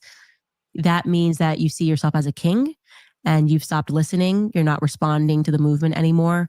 And what made us get behind you was that despite the fact that we knew you were this boisterous billionaire, was that you had a way of communicating with and understanding how people felt, right? The blue collar worker, how that person felt, the person that's listening to you, the truck driver, the plumbers. And when you respond with, well, I don't want your support or gaslighting, you've lost touch a little bit with your audience. Just don't never think that you're smarter than your audience. I'm constantly getting feedback from my audience and trying to figure out what they're interested in and how I can be better, even if it's slight tweaks of things like, oh, I don't like the way the audio sounds or this. And they like that. They know, because then they know that you care, and I do care. And I think that Trump's message over the last few weeks with the Epstein fumble, as I'm going to refer to it as, makes people think that he doesn't care. And I think he does care. So he should change that. I think that's very wise advice. I think that's the wisest advice you could give. Not surprisingly. Got kids. So my last question is, because I was thinking about you and my son this morning. You do have like a obvious peace and joy about you. It's just obvious. It's not fake. It's just with you and your husband and your youngest child off camera, and it's totally real. What is your spiritual practice? Well, we're Catholic. Yeah. Right? My family's Catholic. When George and I first got married, I was not Catholic. I was Protestant. And to see just God's design and everything and how me and George met and how he then was so drawn back into his faith. Like I would definitely say he was not a practicing Catholic when we got married, or else he would have told me that I had to convert before we got married, actually, because he's that deep into the faith now. But our marriage has brought us closer to faith. And I made the decision, not knowing how all this is going to play out, but to become baptized into the Catholic Church. And it's just interesting how, there is a divine aspect to everything that's happening, the timing of everything. I never question God's timing, even when things seem terrible, right? When the whole world is rooting for you to fail, saying she's canceled and it's over. The reason why I survived it and the reason why I'm happy is because I have real faith, and also because I know that that's just a veneer that's been created for us. The idea that like your media and that if the New York Times can take you out, you don't have enough substance in your life. They can't threaten me because they haven't created anything that's real in my life. They have no control over anything that's real in my life. And if you think I care about a headline, I couldn't care less about a headline. You're going to try to get me canceled from speaking at an event. Like, okay, they're probably serving rubber chicken anyways. If that goes through, great, amazing. And that's not going to be enough of a threat for me to give up speaking truth, because, and this is the part that I really want to get to because it's super important for people to hear this. I'm encouraged when people say that I give them the courage, right? That's the greatest thing. That's the greatest compliment that I can receive, that they were quiet about something and now they are vocal about it because they realize it matters. Our children are going to inherit the world that we allow them to inherit. So if we decide to become creatures of, pleasure and creatures of social media and creatures of a lack of focus and ultimately creatures of fear and cowardice, they will inherit the world, right? That we've left behind for them. It's so important to stand up for what's right, because your children, if you don't stand up to the demons, those demons are only going to grow more powerful. That's right. And your children are going to be the ones that suffer it, right? So the question is, do you care enough about it to protect your children? To moms and dads, right? When you say, I didn't say the thing, so I just went along with the COVID thing, you would allow them to poison your kids? Like, because you were just scared to say something? And again, because we live in this society of pleasure, and we live in this, everything's so momentary and social media and a distraction, we've actually become a very weakened species. Like, I am so driven by who my grandfather was. I always say this. People are like, what's up with this girl? Why is she so happy? I say, my grandfather blessed me. He spoiled me. And I just looked at him as such a man. Like, Hey, thank you, horseshoes and hand grenades. Karlyn, with your opinion on Christians, do you view Catholics and other Christians the same? Yeah, I do. I think you're caught up in a Jewish psyop. But here's the thing. Does it really matter what I think? I don't. I think you should be allowed to believe whatever you believe. I think you should be allowed to practice whatever faith you want to practice. And so, even though I think Christianity is indeed a Jewish psyop, you probably think some of the things that I believe are crazy.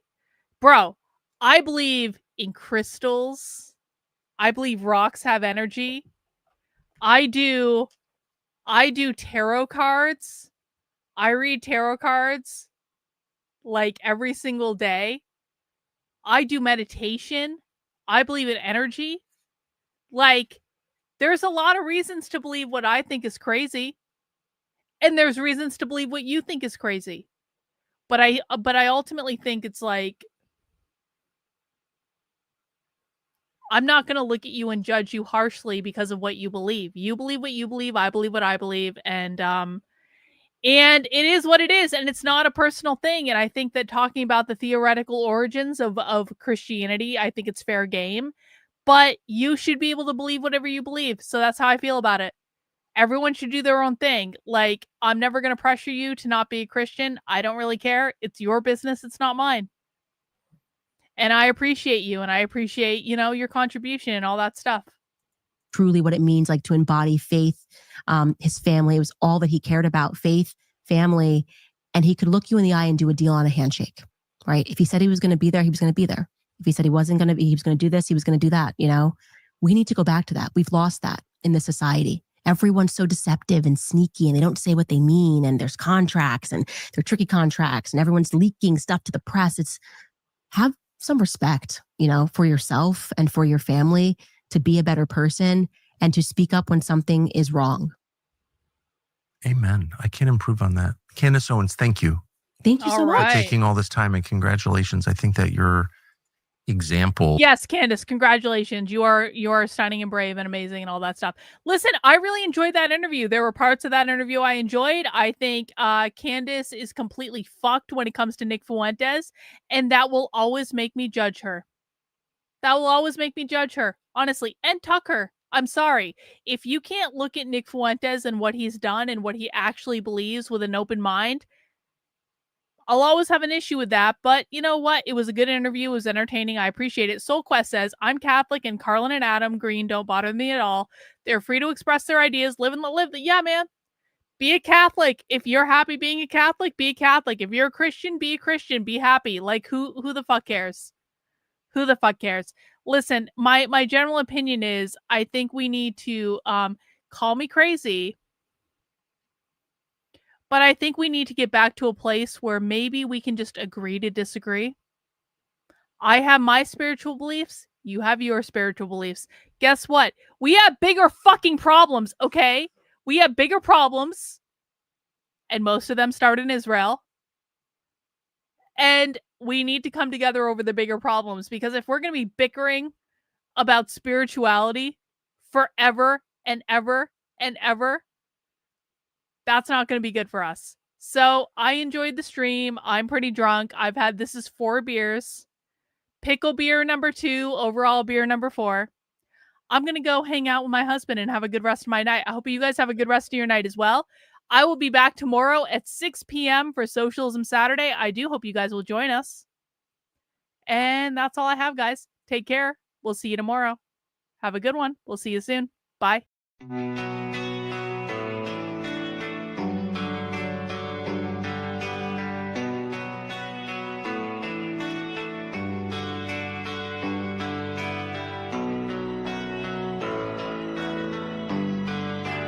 How are you feeling?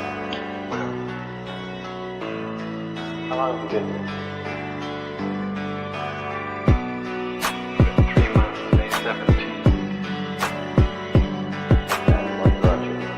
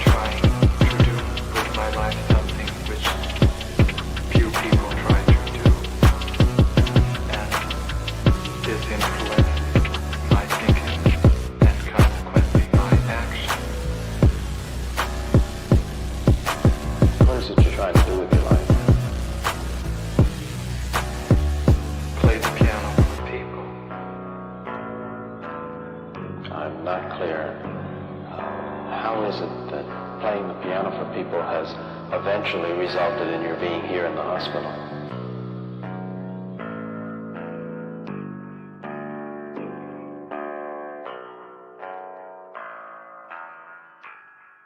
That's difficult to answer.